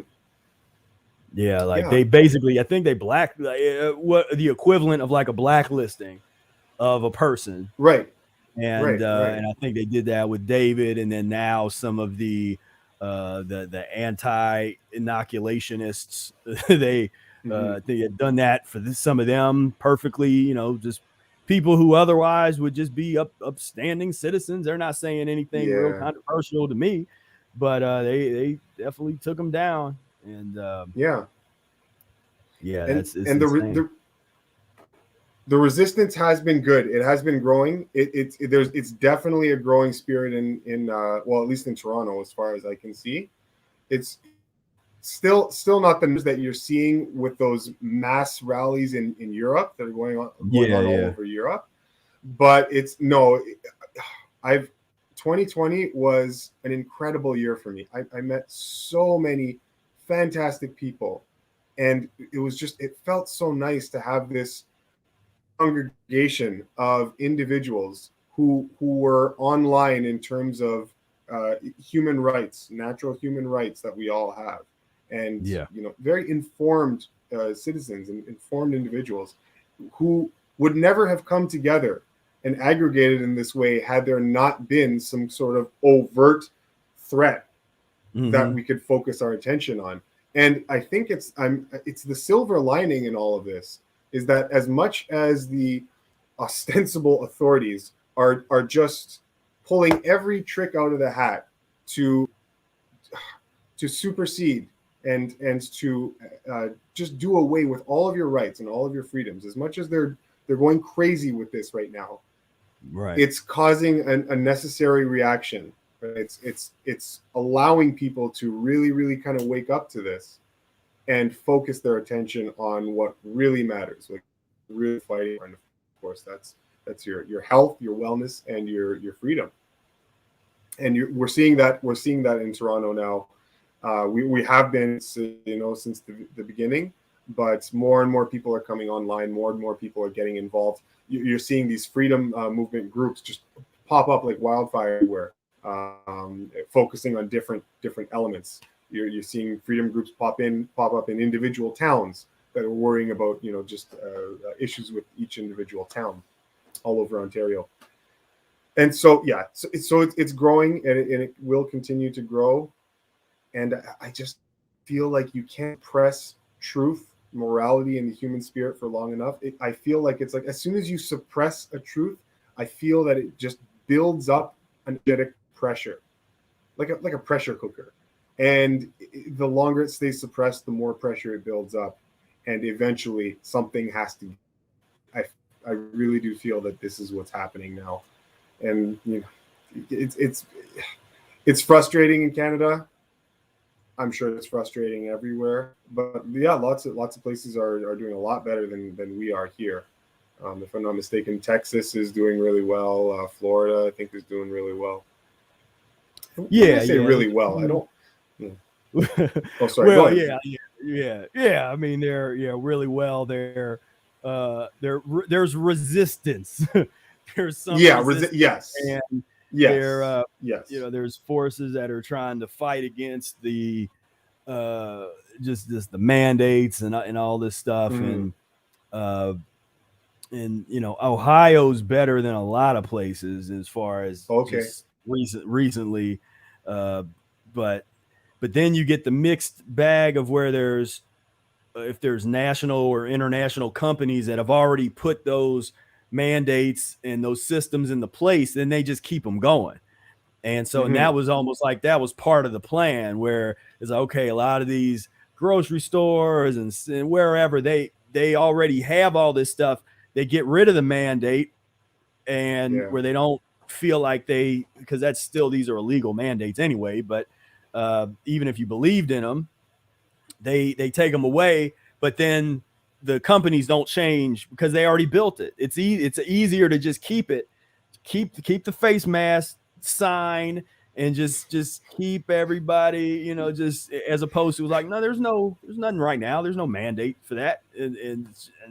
But there's still places that are trying to tell you, oh, you need this. And then you get this private companies that try to have the passport idea, or this, like, you have to show your papers before you can come in. And the craziest ones are these like pizza places and places where it's okay, before I can come in and eat this big plate of pus, I have to show you a card that I got this poison and I'm in the club. I'm in the poisoned club. Now I can come in. Yeah. I mean, it's absolutely ridiculous. But at least it's here. There's that kind of force that you're seeing in California and New York, and that kind of real kind of totalitarian tyranny going on there. It's not like that, here. Yeah. But in Florida, seems like that's kind of the safe haven now. Right. Yeah. And it's what's really amazing about this is, for the first time, as far as I know, in human history, these people are getting incentivized, right, through coercion, through duress, through a state of duress, get death poke for not because they're concerned about any particular health related immunity, but purely for economic reasons and political reasons, so that they can travel, so that they can work, so that they can. It's like, hello, why would you be getting this death poke for any other reason than being concerned about immunity, right? But nobody, I barely know anybody who has succumbed to that pressure, who did it because they were worried about immunity. They've all done it for political reasons. Now, if that doesn't scream at you that something is wrong, I don't know what to tell you. This is definitely this is coercion. Yeah, it's social. You're seeing social engineering. You're seeing social manipulation. You're seeing population control. You're seeing an out of control lust to control every single living thing from the top down by a maniacal oligarchy, an elitist clique that has been in control for a long time. Yep. I mean, they're just rolling it out. I mean, you can, because everything that's happening, we've all been saying this for a while, and those in the early videos, people get mad at us because they're like, no, it's not going to be that bad. And we're like, no, it's gonna be that bad. It's gonna be worse because people are too slow on the draw. It's like, because way back when I was like, they show up with a gun in one hand and a syringe in the other, and people thought that I was just saying that like that I was just being hyperbolic. I'm like, no, and that's happening. Maybe not in your state yet or your country, but there's places where that's happening. Go to India, go to Argentina, go to Thailand. There's a number of places. And now Austria, they're like, everybody has to get it. I think Thailand did that a while ago, and then now Austria, for the whole population. You either have to get it, or it's going to be a $4,000 fine. Eventually, they'll just arrest you, and then once you're in custody, they'll give it to you anyway. And but then the other thing we predicted would be that they're going to come up with there's going to be a new variant every couple months. We'll get Delta Phi Delta and Alpha Phi Alpha Kappa variant. Like, we're going to get all the variants, and they just announced some now. They're trying to fearmonger on some new variant, and new variant. Always. It's not going to end. Until we end it. Yeah, like, guys, and it was never intended to. They told you, we have to wait for a treatment before we can get back to normal. 2 weeks, just 2 weeks. That's it. 2 weeks to flatten the curve. This has been this is calculated years and years. And it's so funny because in terms of how a virus acts in the body, right? I've put up a lecture on this on my channel. If you guys are interested in how viruses and bacteria actually work, then there's a series that I put up called "Viruses and Bacteria Are Normal, Natural, and Necessary." You can head over to the Free Melon Society. You can check it out. So I don't want to describe everything that I've said in the lecture there, but in terms of variants and mutations, okay. The type and character and color of the viruses that are produced by your own body, this will change and fluctuate like every 72 hours. You'll always be producing a different viral strain because the viruses that you produce are going to respond to the very particular character of internal chemistry that's in your body at that time. And so it's this beautiful fluctuation where you're always adjusting to internal conditions, which always change because you're always doing something differently. You're always eating something differently. You have different thoughts and emotions at a different time, and this always changes. So I see. Oh, thanks, Vadim. Yeah, I'm great. I'm glad you liked it. Yeah, thank you. And so there's the point I'm trying to make is that in attacking variants, they understand very well that they are attacking something to which there is no end. They're very intelligent. They know this, and they know that they can just continue the war indefinitely for freaking ever if they attack this phenomenon of variation. Because they know that there is no end to variation in the way viruses work in biological life forms. They know this. So, they're pulling you along for a very stupid ride. Yep. It's like, look at, so already they got the U.S. announces travel restrictions over the new COVID-19 variant. So they're on it. We got Fauci up here. And then they don't even know what it is yet, but they're already, they're saying we're working with the U.S. and global public health and industry partners to learn more about this variant as we continue to monitor its path. It's so frustrating. they named this one So frustrating. Omnicron. So So like Omnicron, come on, man. this Like is like something out of Transformers or something, like Omnicron. Yeah, I mean, guys, we've got to know how this type of manipulation works. Just like there's a general set of formula that they always use and they always go to, and they never change it.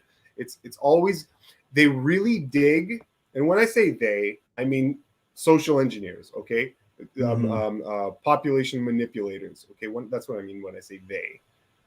You can get all of that's just a whole different subject, but they always they prefer enemies that you can't actually identify, right?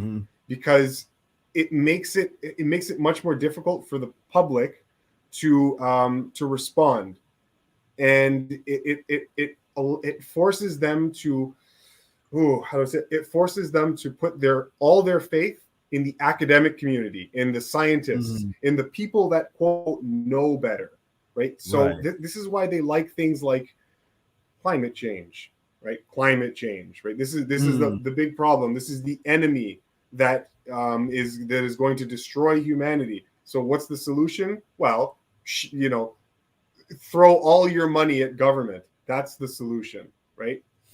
Tax you up the wazoo for carbon, because CO2 is the enemy. Something that has oh my god, they actually label CO2 as an enemy.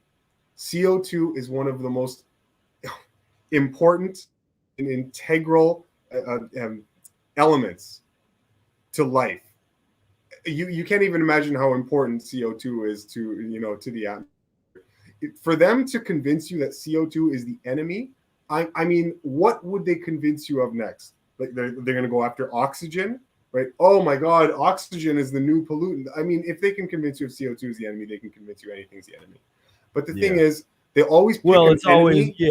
Like the war, the war on drugs, the war on terror, the war on drugs. Yeah. It's always going to be some sort of object of fear, right? Oh, terrorism. Well, they used that one for a while until this crap came along, and they're like, you know what, the terrorism thing, we're done with that. Let's focus on something else. Right. Always. Yeah. This is. Yep. I mean, it's. I mean, you can pretty much just the script, what they're gonna do, and you can just you can just really just as they say, and then we got to show because I guess they're restricting from South Africa, I guess is where this is supposed to be coming from. Oh, okay. But Moderna, I heard a conversation with Moderna and someone who was recording just an information session with them, and Moderna full on admitted that the current trials, the current experimental trials are what's going on right now. Is the public release of Moderna's fatality-inducing pokey-pokes, right? The current release is the human trials. This is flagrantly illegal. Yeah. Okay. This is absolutely illegal. You are not allowed to do this, but they're doing it. They're doing it. Yep.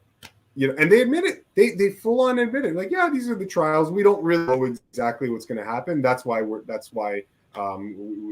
released them in this way. It's like, oh, great, thanks. Like, what? Yeah, guys, there's so much. I mean, there's so much foul play here. I mean, it beggars belief how anybody is getting away with it. I think that's what's really confounding, is that so much is happening everywhere, and the obvious illegality, the obvious breach of human rights is not being jumped on. No, and is not being seen. Is not being recognized for what it is, and for people like us, it's so bloody obvious. Like, my goodness. Yeah, it's really interesting, but this is why these types of conversations are good. We kind of just really need to start saturating the saturating the plane with conversations like this, and more people will just tune in, and just really feed that kind of collective energy that is online to the type and nature of threat that we're under, because it's a critical juncture in human history right now. I really believe that we're living through a very important time where we can pivot in one direction or pivot in another direction, and one will lead to ungodly horrors, just ungodly transhumanistic, polluted genes, polluted blood horror. And we really don't want to go there, guys. So like now is the time. It's why it's good to be looking after your wellness right now. If you're at all concerned about immunity, immunity becomes, I'm gonna maybe speak out of turn here, but it becomes a joke when you're living a very clean, raw, mucus-free lifestyle, mucus-lean lifestyle, a transitionary lifestyle, right? Your immunity will be the last thing that you need to worry about. Okay. I mean, I don't even remember what colds feel like. It's been so long. Right? You have a very clean functioning system, and it's a clean functioning system that is synonymous with immunity, right? The two are they're linked, and it's just not stuff that you have to worry about. What you have to worry about is getting poisoned. Okay, I'm not gonna, if you just drink gasoline, or if you take in mercury fumes or whatnot, yeah, okay, you might want to worry about that, but it's not that it's not that you have to worry about viruses and bacteria and pathogens. No, this is not how disease works. Right? Disease works because you dirty yourself up from the inside out. So you take care of that battle, right? And you do not have to worry about walking around people. Like, give me a break. We've been doing this since we were on the planet. Yeah. And this is here's I always think about this when we get into these type of discussions, but part out of rational fasting, where Eric says, look at it from a philosophical standpoint. This interpretation differs from the medieval superstition and the period of fetishism only in the supplemental name. Formerly, it was an evil spirit, which imagination went so far as to believe in satanic personages. Now, this same dangerous monster is a microscopically visible being whose existence has been proven beyond any doubt. And he's talking about the microbes, the viruses, these became the new boogeymen and women. I guess you had to say men and women. I mean, he just Eric's just bad dude. Perfect. He nailed all this. And it was perfect. Yeah. There's so many parts in Eric's book where you're just reading it and you just smile. I just feel like, oh, this guy is laying it to the conventional theory. Just because and then I don't think it's in rational fasting. It's maybe Tragedy of Nutrition. He mentions it, and he talks about it in some other more obscure writings of his, where he used to forcibly try to give himself diseases and viruses. So he gave himself a malaria, and he went through an elimination for 2 days and just fasted, flushed it out of his system, and that was it. And he got to a point where it became impossible for him to get whatever he was trying to put himself around. He was trying to get himself infected, and it wasn't happening. And it wasn't happening. Yeah. No,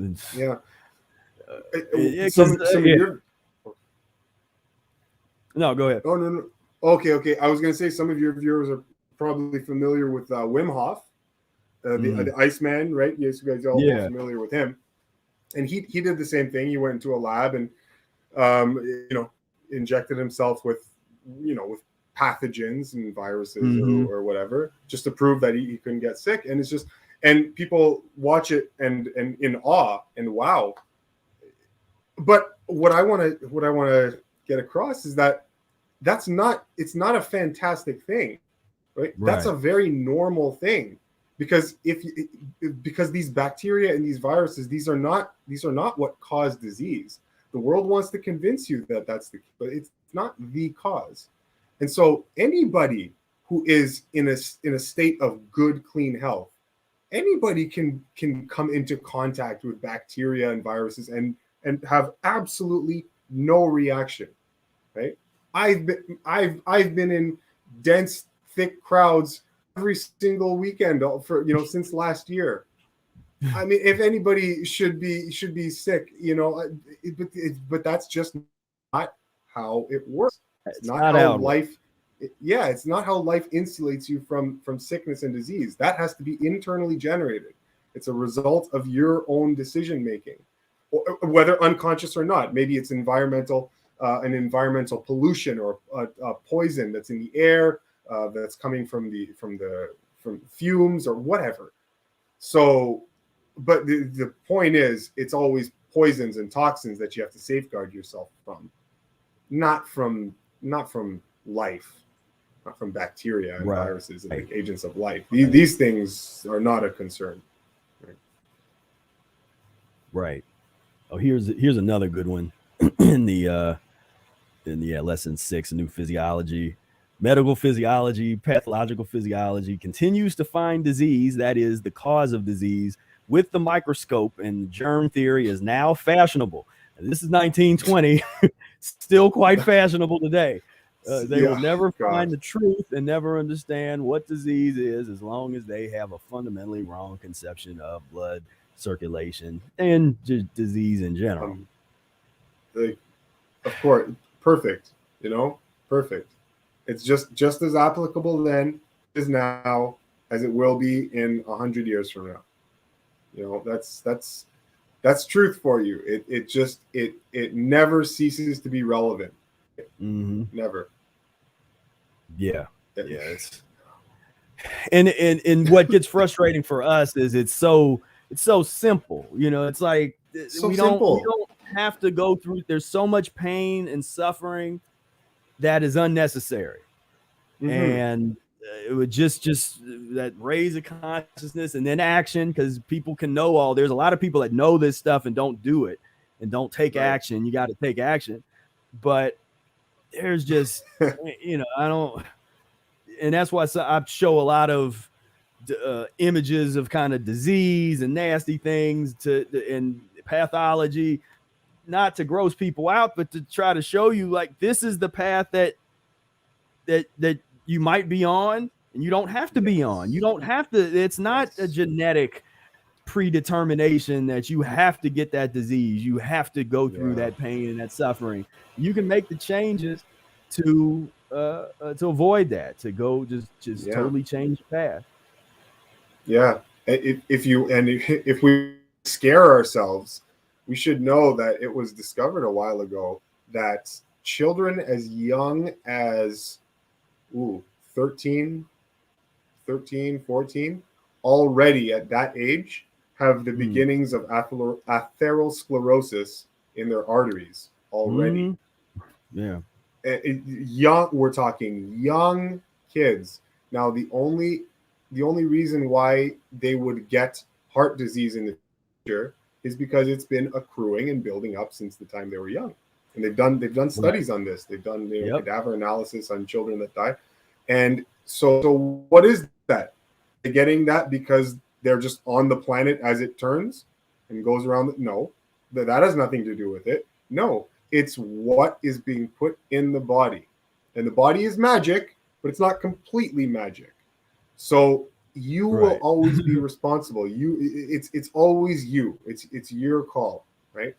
Unless you're being unwittingly poisoned from some other source. I get that, yes. But the point is, it's an onboarding of bad choices, of toxic material. mucus forming material that your body cannot cope with very well routinely over time. And and so we're seeing this in these kids is like, oh my God, these are adult diseases preparing themselves to be sick in the future. And so it's not necessary. Like you're saying, it's not necessary. You can avoid it, you know? I mean, I always look at the baby formula when you look at the ingredients of this stuff that you're supposed to give your child. It's like they have mastered the ability to transition babies into this diet, into the pus and mucus way of life.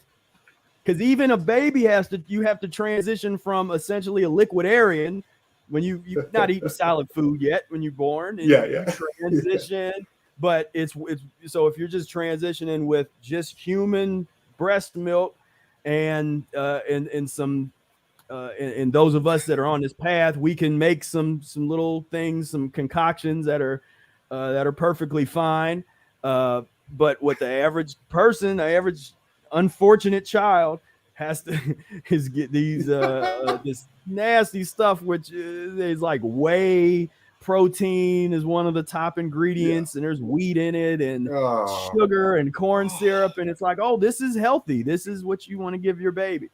And people wonder why what you're talking about by when you're I mean, and then just being sick 7 or 8, 9 years old, you know, just different levels of sickness. And I know how sick I was growing up, and it's getting worse and worse. And we're seeing folks are dying at just a younger and younger and younger age. It's because now, I mean, people are dying in their 40s and 50s. They're getting strokes and heart attacks. And folks are like, I thought, man, they didn't look, they weren't fat. They thought they were pretty healthy. And it's like, no, it's not. That's not what it's about. And that's right. Yeah, that's right. Yeah, the world is not going to support your decision to take your life and health and wellness to the next level. The world will not be there to support you, right? There are elements of the world that you can that can support you, but the conventional world, so you know, it's not there for you guys.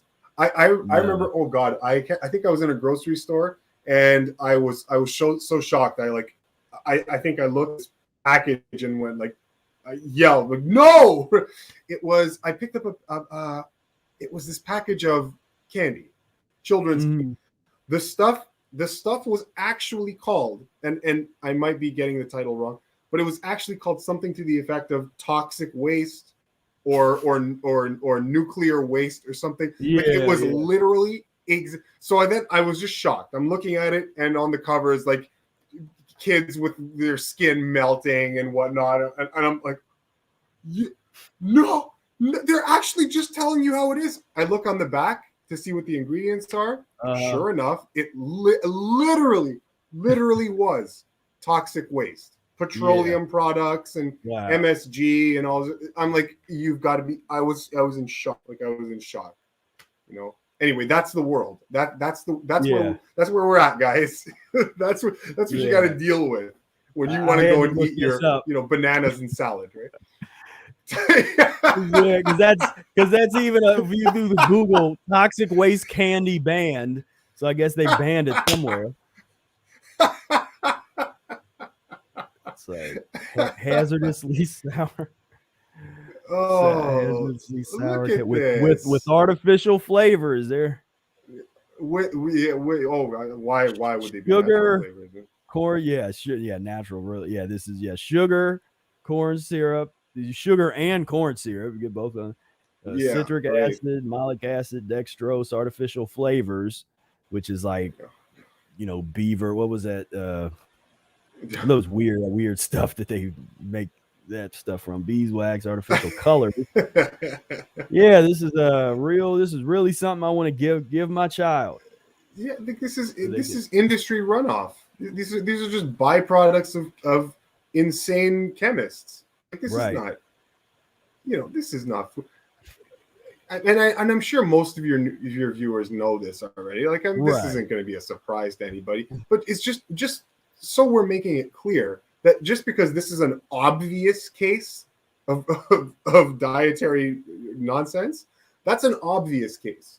But it's just that the rest of the spectrum it's just as silly, but not as obvious. But it's very much just as damaging.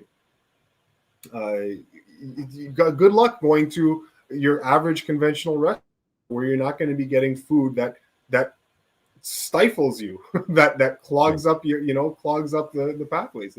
It's everywhere. It's everywhere. So this is ridiculous. Good Lord, what the hell is this? Cat butt gum. No, stop it. Like who do you? How do you even come up with that idea? Like, this is 8 pieces of kiss my ass attitude. No, stop. That's not. No company is putting this out there. I don't believe you. It's right in front of my face, and I don't believe you. Yeah, I feel like they really get off on just seeing how insulting they can be to the general public's intelligence, and still get away with it, right? Yeah. They must just be cackling behind the desk, Well, and what makes me think, I grew up with the Ren and Stimpy show. That was like, that you started to see the gross out cartoons. Started to develop, and it was like, Ren and Stimpy, and this is like that type of. I mean, I can imagine what they're watching now. I don't know what's out there now that's like that, but yeah, this kind of gross out humor for really young people. That was now you want to eat it. You want to eat the toxic waste, and the poop emoji is probably one of the most popular emojis that's out there. And like we saw, was walking around at a mall years ago with Brother Air, and they had they sold like poop emoji backpacks and wallets, and it's bizarre. As we say, bizarro world. It is bizarro world. Yeah, it's like a filth and death obsessed culture for whatever reason, right? And I mean, look at it. You just look at it. It's overwhelming. The problems and the misconceptions and the delusions and the conditioning, the social conditioning that goes on with all of these industries, all of them. Right. And you pull it all together, and basically what you're getting is this collective environment that is just seems like it's doing everything in its power to divorce you from all that is true, good, moral, and healthy. And from every direction, you will be assailed, right? When you embark on a path where you're trying to do the best for yourself and your family, your children, from every direction, every conceivable direction, you will be getting misleading information. Things will try to deceive you, and you got to be ready for that. You've got to be ready for that. You got to be, do the best you can to inform yourself on how this game works, how the health game works. You've got nothing without your health. Okay, this is why I tend to focus on it. You have absolutely nothing without your health. Have you ever, for the bodybuilders out there, the fitness guys, the fitness athletes out there, do you remember the last time you had a bad flu? All that fitness, it meant nothing when you were bedridden. It meant nothing, right? It doesn't matter. Your amazing car, the home in the Bahamas or whatever. That when you don't have your health, that stuff means crap, right? So you have to take care of your health primarily, and then you can enjoy all of the other things in life. But if you don't have that foundation built, you're setting yourself up for disaster no matter what else that's good and beneficial is going on in your life. You can't enjoy your family when you don't have your health, right? It's just, so no better time than now, guys.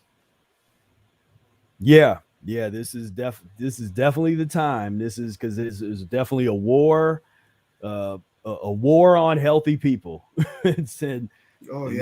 They're wanting you to comply, bend over, get the experiment, be part of the experiment. That's all this propaganda. It's like, just come join us, join the experiment. It's like, no, Yeah.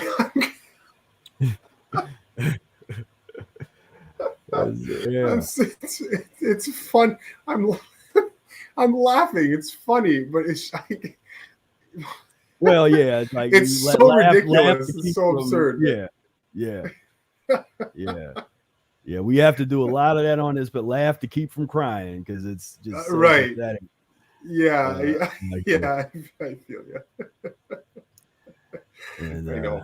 so, well, it's been great having you here on the program, and Oh, you have some final thoughts for our community here.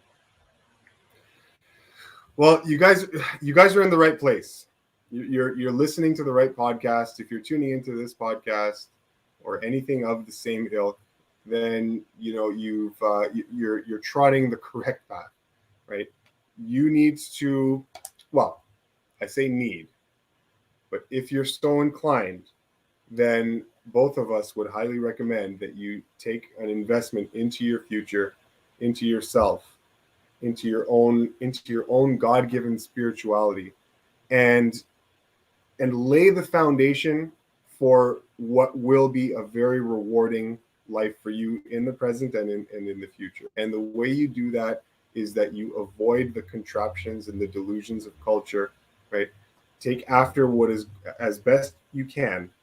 Take care of what is going into your body, right? The air you breathe, the water you drink, and the foods you eat.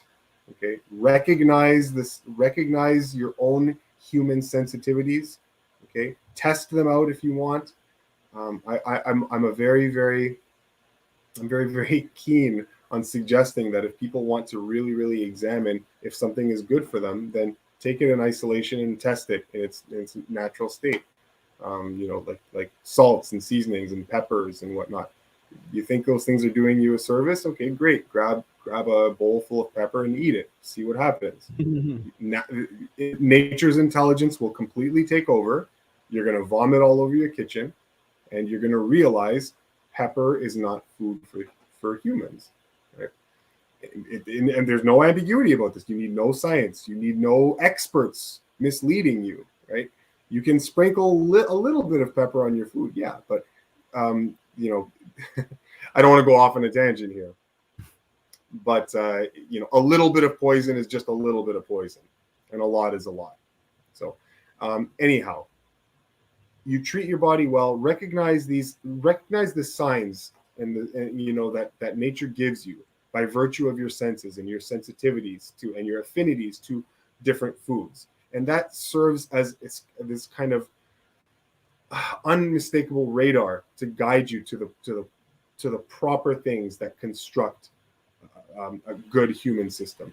All right, and pay attention to that. You're in the right spot.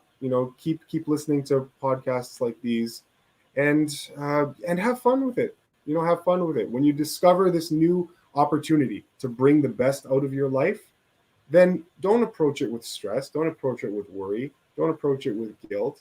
Approach it as something fun and exciting that you're going to embark on, and you'll be setting yourself up for success in the future. So, I guess that's what I'd have to say in conclusion. And thank you so much. Thank you so much, everyone, for joining us here.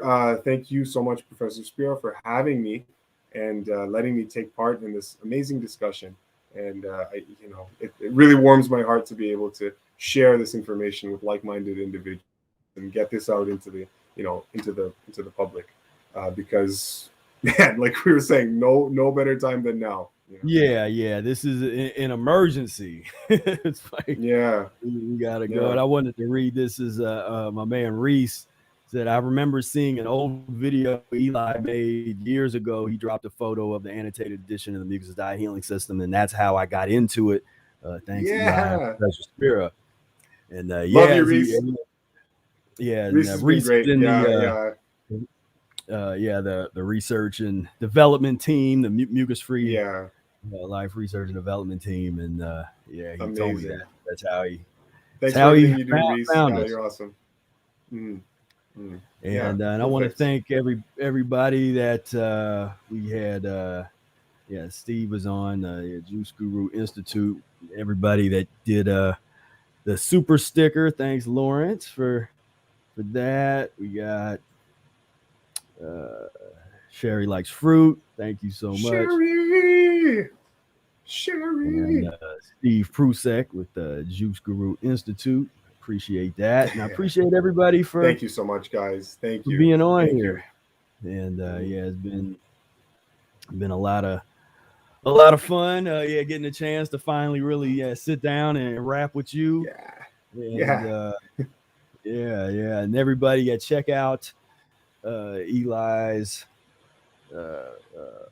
YouTube channel, the Free Melon Society, right there, and link thank you so much to that down below.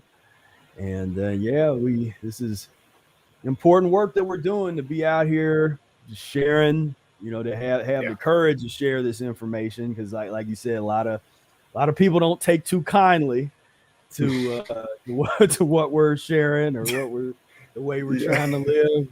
They want to try to protect they're trying to protect their little way of life, and because they've invested so much into that. They just invested a lot into that society, the hierarchy, the way. And I know you see a lot of the behind the scenes of your job. I'm sure there's some of that you see, just because there's such an investment. And when something comes along that challenges that, then people freak out. They're like, wait a minute. Hey, no, I don't even want to hear about that, Yeah. So, and we've all been through that. And I just so you guys know, I mean, when I started coming online to this, I had to be personally insulted. Like I was pretty insulted and offended almost, because of what I was reading, and because it didn't square my reality, and I had that cognitive dissonance, and I had to be a little bit offended and insulted at first. But you know what? Truth doesn't really care about your feelings, and the sooner that you can align with truth in whatever capacity, the quality of your life just takes off after that. Most definitely. So man, I appreciate you being on here. And one last time, I'm gonna put my band. That's my band website there. Check us out. And keep on tuning in. We're gonna keep on trying to bring some quality content here every week. Been getting awesome. Things moving. Got a lot of activities that we're planning on doing in the future, so just stay tuned. And as Vadim said, the truth will set you free, and that's most that it will that it will, my friend.